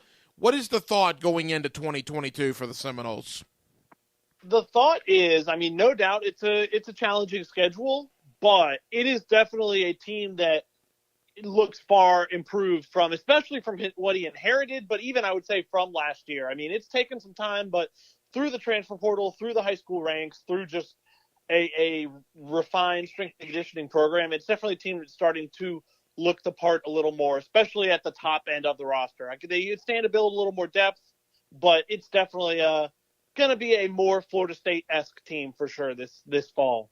Kurt, I like Mike Norvell. He's always awesome to us on our radio station, comes on whenever we ask. I've talked to a bunch of Florida State alumni, former players. Everybody likes Mike Norvell, but I think at least the guys I've talked to probably need to get some more W's this year in year number 3. Is that accurate in your opinion? Oh, yeah. I think for the most part, the fan base was definitely understanding of the situation he inherited. That, I mean, obviously how things fell off near the end of Jimbo Fisher's tenure and probably got even worse under Willie Taggart. I think most people were understanding of that. But, yeah, I think this is definitely the year where kind of they need to see the proof of concept. And yes, I mean, at the very least, a bowl, but however much more he can accomplish than that would be great for him, no doubt. You know, it's interesting you mentioned that. Again, Kurt Weiler of the Osceola here with us on 1010XL in Jacksonville. Is that the mark? A bowl game is a successful season. You miss a bowl game, it's not a successful season. Is it that cut and dry? In terms of long term, I don't think it's that cut and dry, but I think in the short term, I mean, it's tough because obviously Florida State is still paying Willie Taggart's buyout through 2024. But if there weren't a bowl again, and if there weren't some pretty understandable circumstances surrounding that, if kind of things broke right for Florida State in terms of injury luck and like that, and still they only managed to win 5 games, then Mike Norvell would either be looking for a new job or would be on quite a hot seat going into the 2023 season. So yeah, I mean, it is not that cut and dry, I don't think, in terms of, I mean, I think he could easily win 6 or 7 and we'll see what the future holds. But no, I think in the short term, yeah, I mean, it's definitely time to at least hit that 6-win threshold, I think, for most people within the building. Jordan Travis, the quarterback, seems like he's been there a decade. He has played a lot of football for a lot of different coaches at Florida State. Kurt, what is the expectation for Jordan Travis coming into this year? I mean, the hope with Jordan, really, who's been kind of the savior. He didn't start the year as the starter each of the last 2 years, at least not in a full-time basis, but is kind of, I mean, staying healthy would be a big deal for him. I mean, he's a guy who his talent's always been evident. He's always been in his athleticism kind of from the start of his Florida State career has been really something to behold. And he's really grown as a passer to go with that. But he's missed time due to kind of some injury type stuff the last 2 years. I think a challenge he really put on himself this offseason is trying to grow as a pocket passer. I think you've seen that during the preseason of being a guy where, yes, he has the athleticism he does and can kind of make the plays with his legs that he does, but he can also stand in and make throws out of the pocket. I think he improved in that regard down the stretch of last season. Kind of went on that run Florida State went on before losing to Florida and coming up just short of a bowl. And I think he has a better group surrounding talent around him that should help him. I mean, the ACC's extremely quarterback heavy. There are some real good quarterbacks, but I think Jordan has confidence in himself that he belongs in that conversation and will have a chance to show it this year. Kurt Weiler of the Osceola here with us on 1010XL in Jacksonville. All right, Kurt, we look at the rest of the roster. We talk about the offensive line, right, and we have for a couple of years. It was a sore spot for Florida State. They did not perform well there in years past. Word that I'm getting is this might be the best Florida State O-line they've had in a couple of years. Would you agree with that? I think that's definitely true. I mean, I think when you look at what offensive line coach and offensive coordinator Alex Atkins did this offseason, he brought in 10 offensive linemen, 6 of them true freshmen, and I think 4 transfers who kind of had previous experience elsewhere and kind of bring that experience with them to where that room on the whole is still pretty young. It's been impressive this preseason. I mean, it's been a while since we've seen, and we get to watch a decent amount of practice, kind of a second-team offensive line that is able to give kind of those reserve quarterbacks enough time to be able to operate. I mean, it's for what you've seen kind of – and it's gotten better lately, especially in terms of run blocking, but especially, I mean, near the end of Jimbo's time and Willie's time, with how those offensive lines looked, I mean, you imagine that the second team offensive lines looked even worse. There is depth there. They're at least for this weekend, they're going to be down their top two centers. At least who you thought would there be their top two centers coming into the year. Caden Lyles was a Wisconsin transfer who went down with a leg injury, and he'll be done for the year. And Maurice Smith, I think, is going through something as well, but he'll be out this weekend. They're expecting him back soon, and he was probably going to be the starter. And so, but I guess the good thing is, I mean, with that depth they've added, you definitely feel much better about that group and about having that group of like 8 or 9 or 10 where one or two injuries aren't going to totally sink them, like has definitely been the case in years past. Kurt, what about the skill positions? Is there enough talent around Jordan Travis for him to be successful in 2022? Yeah, I think that's definitely the case. I mean, when you look at kind of it is not an indictment of Mike Norvell's offense when you go back and look at his Memphis teams, but through 2 years here, through his first 2 seasons, he hasn't had a receiver reach even 400 yards in a season, which is pretty crazy. I mean, especially with the numbers his teams put up at Memphis. And it's really a testament to, I would say, the wide receiver group that he inherited. And they hit a huge emphasis on that in the portal this offseason, bringing in guys like Johnny Wilson from Arizona State, like Micah Pittman from Oregon, who's the son of Michael Pittman and the brother of Michael Pittman Jr. in the NFL. And I wasn't sure what to make of that receiver group coming into the fall. We saw some in the spring, kind of saw some highs from that group and saw some lows, kind of what you'd expect. They have definitely exceeded my expectations this preseason. I think Johnny Wilson is a guy who's 6'7" and moves pretty well at 6'7", is kind of a receiver we haven't seen at Florida State physically in a minute, and has had a pretty strong preseason on the whole. I think will definitely be a major target for Jordan Travis. And I mean, even despite the state of the receivers, Florida State's run game's been pretty good under Mike Norvell. They've done well at scheming those run plays open. I think you'll definitely see that again. I mean, they lose Jashaun Corbin to the NFL, but they bring back a few other guys, and they added Trey Benson, who's definitely been an Oregon transfer. One of the stories of the offseason, he's coming off a knee injury, but he's looked really impressive, and I think is going to be that type of running back for Florida State as part of kind of the stable they have. Kurt Weiler of the Osceola, part of the Rivals Network, here with us on 1010XL Radio in Jacksonville. Kurt, I want to take a broad view at the program. Before we do that, really quick on the defense coming into the year. What should Seminole fans expect from that unit? I think it's a unit that you have reason to feel good about really across the board. I mean, I think that defensive tackle room, bringing back 2 fifth-year guys in Fabian Lovett and Robert Cooper with some depth behind them, I think can be a real strength. When there are not questions, and then I'm not especially worried about the defensive ends, but they have to replace 2 really productive guys in Jermaine Johnson and Keir Thomas, both of whom were kind of one-year transfers last year. We've seen some real moments from a number of guys there, but that's, really the only question I have about the defense, because the linebacker room, I think, has been really impressive this preseason. Tatum Bethune is a UCF transfer who had 100-plus tackles last year and has definitely looked the part this preseason, and they have some other guys who stepped up there as well. And in the secondary, they have a number of options they can kind of move around. They've had a few promising freshmen like Azarie Thomas and Sam McCall. They have some kind of veteran guys or guys who are becoming veteran guys pretty quickly who were impressive freshmen last year. And I think the secondary, you look at that defense, obviously the early in the season, the Jacksonville State struggles and otherwise. You saw kind of a defense that was a bit in shambles, but by the end of the year, they had definitely figured some stuff out. And outside of those edge rushers I talked about, they bring back pretty much everyone from that defense. So I think there is reason to be confident. You mentioned Jacksonville State. I've had a bunch of Seminole fans ask me, and I guess this is where Florida State is right now. Legitimate concern about Duquesne because of Jacksonville State last year. And look, lightning's not going to strike twice, right? By the way, this Duquesne team, all respect to them, they're not Jacksonville State, correct? That's what I was going to say. People look at, obviously Jacksonville State did not have a good year last year. Their coach got fired, I think, by the end of the year. But that's a program that a lot of years is a borderline, if not in the FCS playoffs. And that's not the case for this Duquesne team. I think you can talk about that. I think you can talk about, I don't know.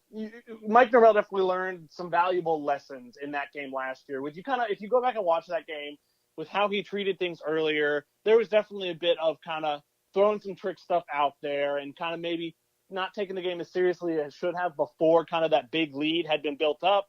some missed opportunities too, and then a really fluky, weird last play that it should have never really even gotten to there. But yeah, no, I think the lessons have definitely been learned from that. And I mean, obviously, I completely understand anybody who's like, I feel like anytime you go through something like that, and even the aftermath, you'd be like, I mean, it can't happen again, right? And I it definitely can't, and I don't really have any reason to think it will. Final moments here with Kurt Weiler of the Osceola, which is part now of the Rivals Network. All right, Kurt, couple of final questions. I get this from Florida State fans.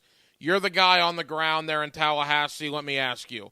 You see what Cristobal's doing in South Florida in recruiting. You see what Napier's doing in Gainesville, plus that brand new $90 million facility with recruiting.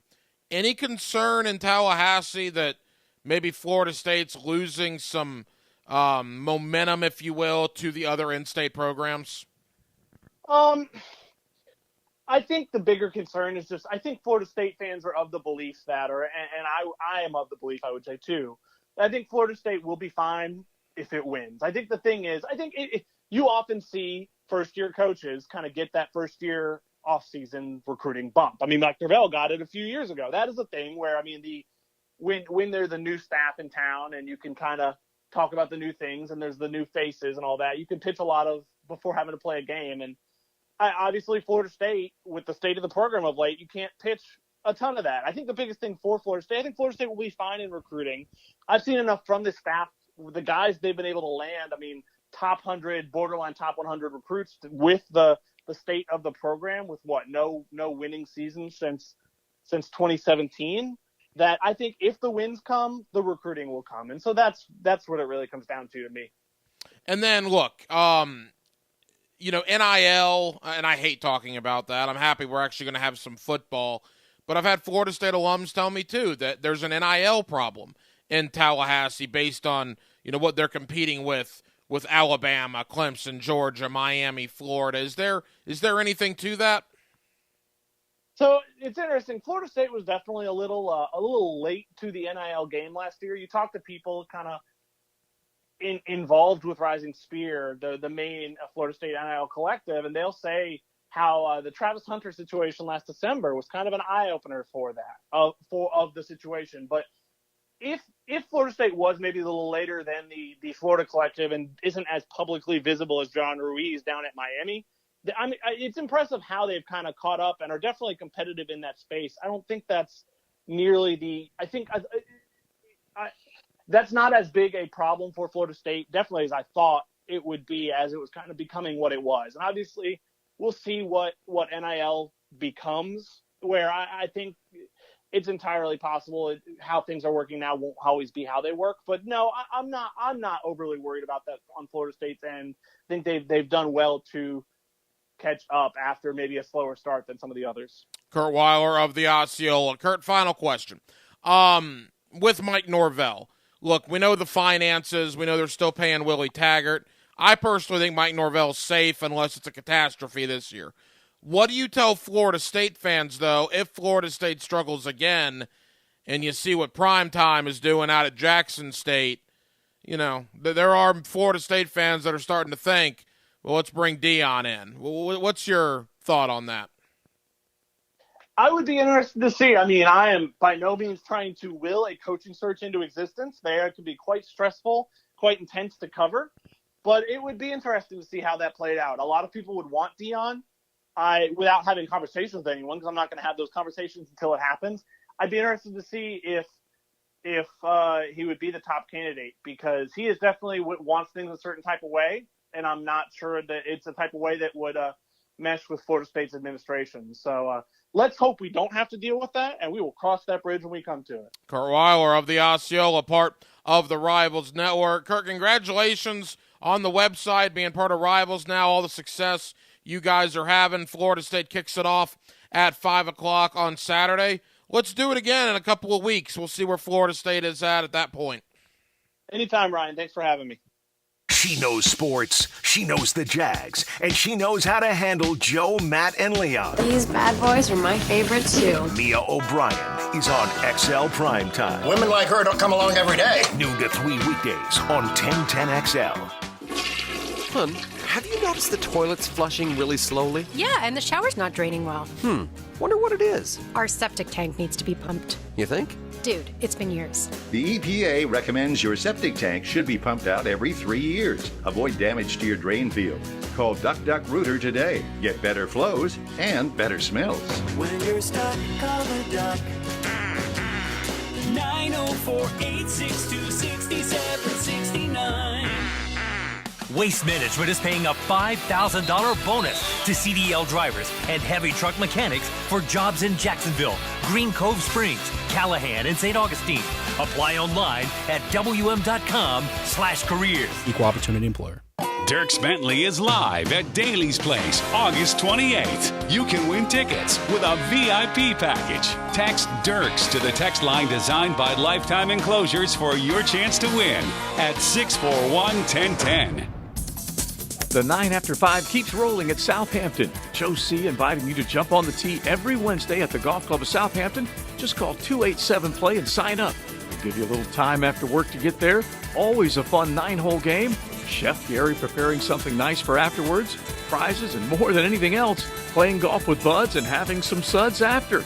It's the 9 after 5 every Wednesday at the Golf Club of Southampton. Call 287-PLAY and get on the tee with Joe C. Leon Searcy here. You've heard it said that every vehicle has a triangle of safety. The tires, brakes, and the front end. So I trust my friends at Famous Automotive and Quick Lube to always keep my ride running safe and smooth.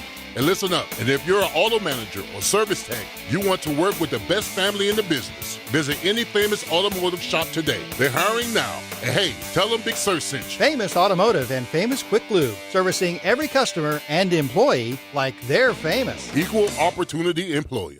Years ago, when Harrell and Harrell was growing, we had a decision to make whether we were going to grow into the state or even beyond. And we decided that we were going to stay here in this community in Northeast Florida. That it's staying here and not looking at where's the next place that we can go or how can we get bigger, because bigger is not necessarily better. This is our home. This is where our families are. This is where our friends are. And this is where we're going to stay. Offices, Jacksonville. This is Brandon with North Florida Epoxy Floors. Our product gives you a custom high-quality appearance and the longest-lasting finish at a more affordable price. So for your garage, home, or business, research the difference between 100% solids epoxy and the products like polyurea, which can be kinda fishy. Our epoxy includes a moisture vapor barrier, essential in Florida, so your North Florida epoxy floor looks great and is warranted with no fine print. Get a free estimate at northfloridaepoxyfloors.com. Hey, it's Carline here for Claude Nolan Cadillac, and guess what? New cars are starting to arrive, ready to be bought off the lot. So take advantage of available luxury SUVs, 2022 XT4, XT5, and the 3-row XT6. Need your car repaired? Claude Nolan has a body shop that can handle all makes and models, from a dent to major damage, and you don't have to go where your insurance company suggests. So get down to Claude Nolan Cadillac today. Tell them Hey sent you. Begin your lasting relationship. Claude Nolan Cadillac, off JTB and Southside. There's still time to purchase your tickets for the Summer Nights presented by 1-2-1 Financial. Enjoy an evening affair benefiting Boys and Girls Club of Northeast Florida as you enjoy delicious foods from local restaurants like Orsay, craft cocktails, fine wine, and craft beer while dancing to live music from the Bold City Classics. Summer Nights will be held Saturday, August 27th at the Glass Factory. Purchase your tickets at tinyurl.com/1010 Summer Nights. What Major League Baseball player has drawn the most walks during his career? The answer next. How long has it been since you compared homeowners' insurance rates? Log on to southernoak.com to get an instant quote or find an agent near you. Our family protecting yours. Southern Oak Insurance. Barry Bonds holds the record for most career walks, being given first base over 2,500 times. Southern Oak Insurance. Our family protecting yours. It can strike at any time, but as soon as it does, there's no thinking of anything else. When the bathroom calls ASAP, it could be your prostate health. Schedule your screening with Ackerman Urology today. Call 904-490-7400. AckermanUrology.com. Kuhn Flowers is now offering their buy a dozen, get a dozen assorted roses free for just $74.95. Better hurry. This is a limited time offer. Kuhn's 75th anniversary. Buy a dozen assorted roses and get a dozen absolutely free. Kuhn Flowers. The only sports talk host in Jacksonville with better hair than Trevor Lawrence. Helmets and heels. With Lauren, Donna, Taylor, and Mia. Driven by Tire Outlet. And presented by Underwood Jewelers. Did you get your hair cut since the last time I saw you? Tuesday nights at 6 on 1010XL. This 1010XL 92.5 FM hour is powered by Anajar and Levine Accident Attorneys. Call 904-600-4000. That's 904-600-4000.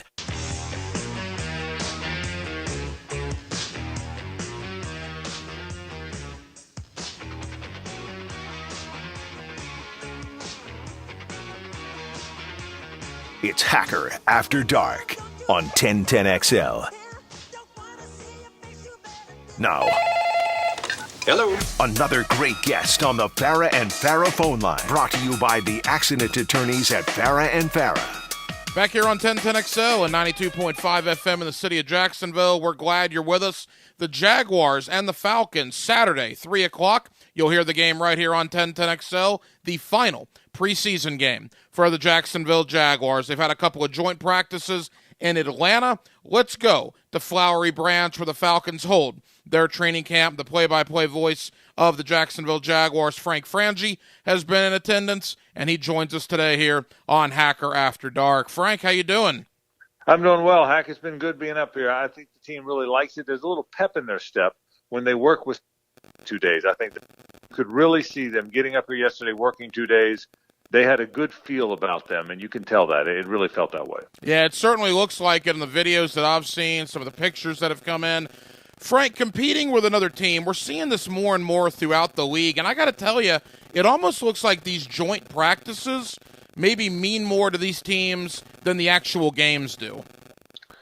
I don't think there's any question, and that's why you see so many people doing it. I think the games matter, Hack, for that 2 quarters of the preseason that you're going to play your starters.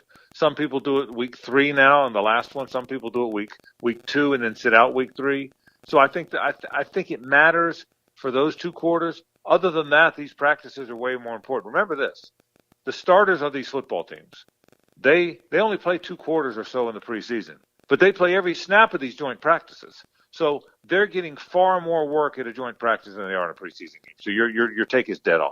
You know, Frank, we were talking about this last night, and I'm curious your perspective. Training camp started a month ago. What are 2 or 3 things that you maybe have learned in the last month about this football team that you didn't anticipate coming into the start of camp? Yeah, it's a great question. Number one, I had no idea Luke Fortner would be this good. He looks like a veteran Pro Bowl center. I think he's the star of the camp. No one talks about it because he's the center. I think that I didn't expect that. I did not think Zay Jones was this good a player. I knew Christian Kirk was. Zay Jones has been a surprise to me like you can't imagine. The 2 pass rushers that we don't talk about, DeJuan Smoot and Arden Key, have been fantastic. Look, on a long nickel, Hack, and a short nickel or a big nickel, they'll play. Probably Fatukasi stays in there, even though the nickel will be in. But on 3rd and 10, it's going to be Trayvon Walker and Josh Allen outside and DeJuan Smoot and Arden Key inside. That's pretty good stuff, man. So I would say Arden Key, DeJuan Smoot, better than I thought. Zay Jones, better than I thought. Luke Fortner is so ready. Those are the positive things that have really jumped off the page for me. Other stuff, it didn't surprise me as much. But those four guys probably more than anybody else. Frank Frangie, the play-by-play voice of the Jacksonville Jaguars, here with us on Hacker After Dark. Of course, he'll have the call Saturday at 3 o'clock for the Jaguars and the Falcons. Frank, I would seriously doubt we're going to see Trevor Lawrence on Saturday. That means his preseason is over. How would you assess his play? I think he's fine. I think the one thing that stood out about him is every bit he's played. If you look at the 2 games he played in, Hacker, the 3rd series is when he was at his best. Think about that. Both times. I think once he gets into a rhythm, I'll assess him more on what I've seen these 2 days in Atlanta, what I've seen at training camp, than the 2 games. So I think he's been pretty good. Look, he's still a second-year player. He's still a second-year player in a brand-new offense with a brand-new head coach and a brand-new play caller and 3 or 4 brand-new weapons. When you have all that new, Hacker, you can't be great. I mean, think about that for a second. Put any quarterback in a brand new system, brand new coach, brand new play caller, brand new wide receivers, brand new running back because he didn't play last year. All this newness around him in your second year in the league, there's going to be some rough moments. You're going to make some overthrows. You're going to miss some guys. You're going to miss some reads. You're going to be slow on some reads. But I think big picture, he's going to be good. I think these practices, he's been very good. So he likes where he is right now. I can tell you that. Frank, you look at the offense as a whole, Travis Etienne to me, and I think a lot of people were guilty of this. Every time he carried the ball in camp, every time clearly against Cleveland he carried the ball, you almost kind of hold your breath, right? Is he going to get up? Is he going to be ginger on that foot? What's the situation? I found myself, though, towards the tail end of the first half in Pittsburgh, thinking, all right, he's taking a couple of shots. He's getting up every time. It does appear that foot injury is in the rearview mirror. 100% agree with that. 100% agree it's in the rearview mirror. That doesn't mean he's not going to get hurt again. That doesn't mean he's not susceptible. He may have an injury because people have injuries, but it won't be because of the previous injury. And he said that now. Travis said that to us, Hack. Look, I'm good to go. I mean, everybody says they're good to go. From day one, it was clear. Remember seeing all the videos we saw of him even before camp when he was working out on his own and they'd make it to social media? Remember how explosive he looked even before camp started? Well, we've seen that in camp. So, no, he's ready to go. I am concerned about James Robinson. I can tell you this. He has not looked ready up here. I know he says he'll be ready for week 1, and that's been the goal. To my eyes, it doesn't look that way. I think they're being very tentative with him. I think you're going to see Travis Etienne. I think you're going to see some Snoop Connor. I think he's pulled away a little bit from Rock Armstead for that third spot. But I don't sense, watching it with my eyes, Hack, I don't sense James Robinson's ready. That's just me. We'll see if I'm right or not. I hope I'm wrong. But I do think Travis Etienne's healthy, looks good. Yeah, I'm like you. We're all nervous when he runs it because he got hurt last year, and he's so freaking important. But I think he's in a good place. I really do. A couple of more for Frank Frangie, the voice of the Jacksonville Jaguars. Of course, you get him every afternoon here on 1010XL on the Frangie Show. Frank, the offensive line, I guess that's really the last position group that we don't know for sure who the starters are going to be on opening day. Cam Robinson, we assume Ben Barch, Luke Fortner, as you mentioned, and Brandon Scherf. The question remains, Jawan Taylor or Walker Little at right tackle. What's your opinion on that? Boy, it's still close, Hack. Even during these practices up here in Atlanta, they're alternating every play. It's almost kind of weird. You know, you got your ones on their one, except for the fact that you keep changing out your right tackle. So they're still going back and forth. I think Jawan Taylor will start the season as their right tackle. And I think Walker Little will start the season as their swing tackle. Now, if you'd asked me that 2 weeks ago, I'd have said just the opposite. So, but I think Jawan's played pretty well of late. Walker did not play great last game. I think Jawan Taylor right now is their right tackle, which I will tell you this. They like those, and I told Mike Dempsey this on his show earlier today. They like that position. The difficulty in picking Walker Little and Jawan Taylor, Hacker, is not because they don't have a guy they trust and they're going to start desperately trying to find one. It's because they have two guys that are pretty good. You know, that hasn't been the case with the Jaguars. I mean, think about it now. There's been way too many times when you're just desperately trying to find a guy who can play the position. Well, that's not the case there. They think either guy, let's say one of the guys got hurt. Okay, hopefully neither one of them do, but stay with me on this. Let's say one of the guys got hurt. Then the other guy by default became the starter. They'd feel pretty good about the starter. You see what I mean? I think they'd feel pretty good about the starter, whichever guy wins the job. And that's one of the few positions on the team where the backup, the swing tackle, is going to be pretty good. So, but to your question, I don't know. My guess would be Jawan Taylor if I had to guess today. Frank, it's our job to analyze everything, and we do, sometimes to a flaw, admittedly. They make a trade for Cole Van Lanen from Green Bay. They give up a 6th-round pick. That guy's going to be on the 53-man roster. Otherwise, why do you give up a 6th-round pick this late in camp? Do we read anything into why they would bring in an offensive lineman from outside? Yeah, my take is they had their 8th guy, and I think he's hurt. He could start the season on IR, heck. I think that's what this was about. They like their 8. Their 8 are the 4 starters you said, plus the right tackle. So let's say Jawan Taylor's the starter. Then Walker Little's one of the backups. Tyler Shatley's one of the backups. And their 8th guy was going to be Will Richardson. They like Will. Will got hurt. I don't think there's another guy there that they felt comfortable, a veteran guy that could be the 8th guy. Cole can go in there. Remember, he played tackle in college at Wisconsin now, even though he's been a guard in the NFL. He's a guy, what you want is your backup swing tackle, Walker Little or Jawan Taylor, whoever doesn't win the job. Your backup inside guy, Tyler Shatley, who's played guard and center. And then you want your 8th guy to be a guy that can do either, right? And that's what Will Richardson has played both for the Jaguars. I think that's what they're going to do here. Now, if Van Lanen can win the job, he could shock the world. Well, that's great. But I think he's been brought in here. You're right. He's going to be on the team. You don't use a draft pick. I think he's brought in here to be the eighth guy to replace Will Richardson, who I think is going to be hurt. Final moments here with Frank Frangie. He's up at Flowery Branch for the Jaguar-Falcon joint practices. Frank, the wide receiver position, Christian Kirk. I don't know if he's a number one or not, Frank. People keep telling me he's not a number one. I saw him catch 5 passes for 54 yards and a half. He was open 2 other times that Trevor missed him. Call him a number 1, call him a number 12 for all I care. He does that the entire season, I'm going to be just fine with him. Yeah, he's a really good player. Boy, he looks like a pro. It's hard to believe he's 25 years old. He plays like he's 32. He looks like a pro, Hack. The way he goes about his business, he's such a good route runner. He catches everything. Who cares if he's in the slot? The game's changed. I tell people this all the time. The game changed.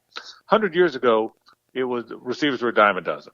Then Hack, the big receivers came along, Megatron and Julio Jones, and you had to be this big, long, big, tall, out-jump him, athletic guy. Remember, Anquan Bolden was physical, Larry Fitzgerald was physical, and that guy. Well, now it's the little slot guy, the guy that can find the middle of the zone. How did Cooper Kupp become the best receiver in the league?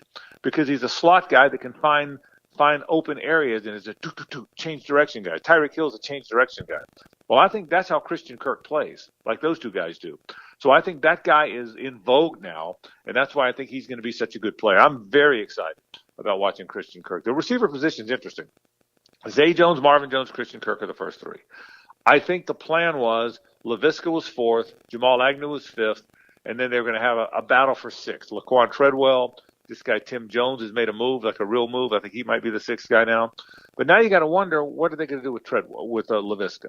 I think you'll see Laviska some Saturday because I'm not sure they're sure where he is. So, but I think the receiver position's an interesting one. And you're right. The best guy is Christian Kirk, and I think he's going to have a big year. Frank, one defensive question, then I want to ask you about the cuts that are coming. Trayvon Walker, I think he's done everything he could to live up to the hype of the number 1 pick. He's been disruptive all 3 games. What's been your assessment?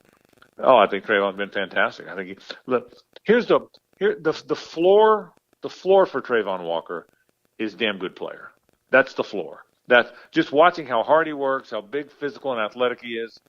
Worst case, in my opinion, worst case scenario with Trayvon Walker is pretty damn good player. That's worst case. Best case, he's a megastar and goes to Pro Bowls and is worthy of that first overall pick. But a lot of times you get guys, we've got a lot of guys in the first round that were bust. There's no chance this guy's a bust. He's good, and he and Josh Allen's a great guy, by the way. Just so you know this, Josh Allen bought Loggeman and Vaselli and I a bottle of wine last night, so he's now become my favorite Jaguar player. Just so you know that. You got to have priorities, so there's that. And so we were at dinner, and he came by and bought us a bottle of wine. I really like the way Trayvon's played. I really do. So again, do I think he's going to have 14 sacks his first year? Probably not.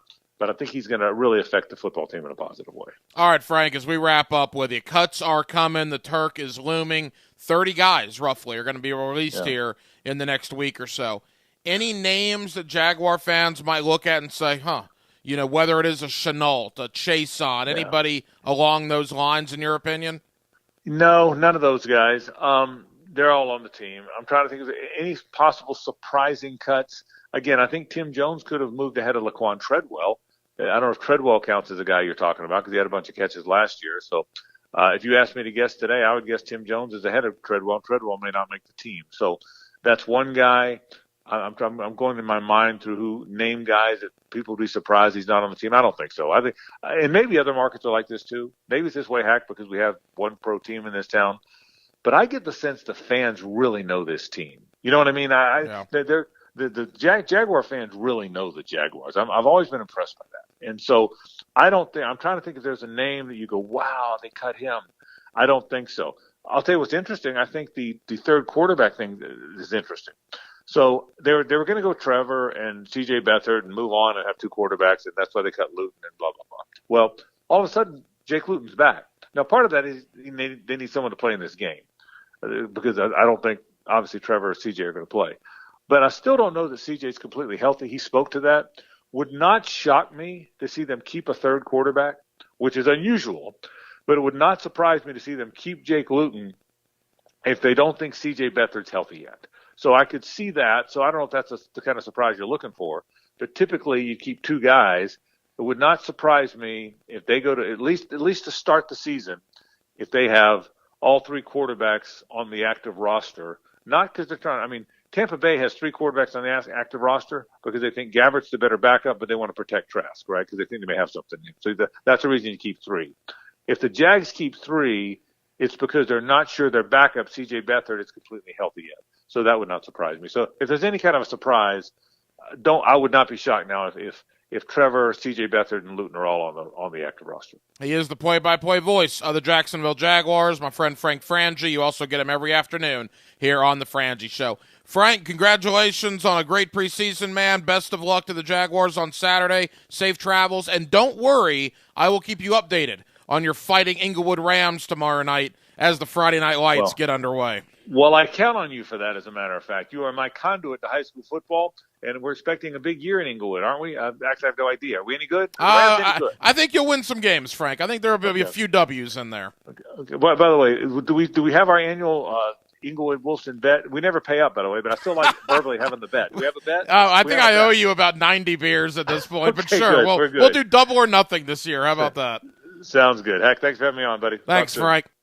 And thank you to the play-by-play voice of the Jacksonville Jaguars, Frank Frangie. Of course, you get him every afternoon here on the Frangie Show on 1010XL up in Flowery Branch.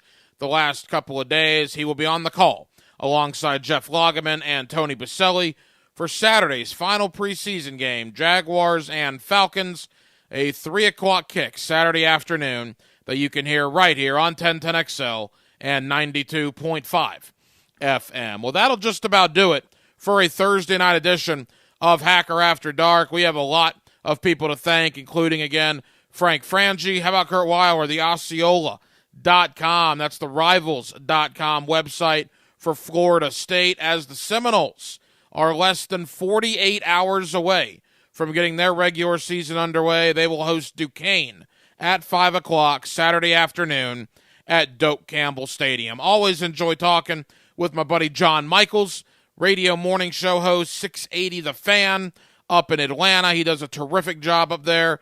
Talked a little Jaguars and Falcons, and certainly got his thoughts on the Canes and the Georgia Bulldogs as they get ready for their seasons to get underway. Miami opens with Bethune-Cookman, Georgia.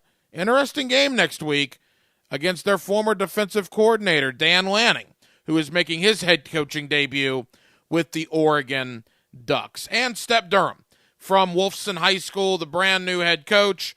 Really enjoyed the conversation back on Media Day with Step as he prepares for Baldwin tomorrow night, week 1 of the high school football regular season. Having said that, a couple of reminders. Tomorrow morning on the 1010XL YouTube, 1010XL Twitter, and 1010XL Facebook channels, the first episode of Hackers High School Tour will drop, I believe, at 10 a.m. tomorrow morning as we visit Trinity Christian. Head coach Verlin Dormany, quarterback Colin Hurley, running back Trayon Webb. I think you'll like this high school football series we're doing. Episode 1 tomorrow at Trinity Christian. Drops at 10 a.m. on all the 1010XL social media platforms. And this is the final Hacker After Dark of the week. Why is that? Well, the Friday Hacker After Dark now turns in to the Friday Night Lights postgame. I will be with you tomorrow night alongside Andrew Gibson and Dylan Denmark, and we will kick off year number 16 of the Friday Night Lights postgame following the Bowls game as they take on St. Augustine on 10:10 a.m. and the Bishop Kenny matchup against First Coast that you will hear on 92.5 FM. Dylan Denmark was your producer. Dylan, great job as always. I'm the hacker Ryan Green. Jacksonville, thank you for spending part of your Thursday evening with us right here on Hacker After Dark on 1010XL and 92.5 FM. So for all of us at HAD, have an absolutely terrific remainder of your Thursday, and we will talk to you tomorrow night for year number 16 under the Friday Night Lights. Good night, Jacksonville. Picture a man going on a journey beyond sight and sound. Picture a journey with 1010XL. So I'm here with Danny Van Sickle, Director of the Electrical Training Alliance. Danny, tell me about your program. Hey, Rick, we're a 5-year electrical apprenticeship. Our students start out making over $30,000 a year and right now graduate making over $80,000 a year, including benefits. There is no tuition and no student debt. You just have to apply and get accepted. Did you say no tuition and no student debt? You heard that right, Rick. Once you're accepted into the program, your only costs are the books and the course fees, around $700 a year. Wow, that sounds like an amazing opportunity. How can I learn more? Just go to etajax.org and you can apply there. This is your Mad Dad's Update with Chapter President Donald Ford. Mad Dad's is gearing up for our 14th annual motorcycle ride on September 24th. The ride is in support of victims that have died in a violent crime. The ride will begin at Harley-Davidson at I-95 in Bay Meadows, zigzags through the city where murders and shootings have occurred. It will end at Edgewood and London. We will go through Arlington to the east side, north side, Paxton, west side, Lackawanna, and end at Edgewood and Lenox. There will be a celebration at the end of the ride for families who have had a loved one die from a violent nature. The ride will begin at 11 a.m. We're asking everyone to stand out and give us a shout out. Hit me on Facebook and tell me what you think. For information about Mad Dad, go to Mad Dad's Jacksonville Chapter Facebook or MadDad'sJacksonville.com. Googans, do you suffer with neck or back pain? My friend Dr. Alan Nathans at Disc Centers of America on Bay Meadows Road helps people diagnosed with bulging,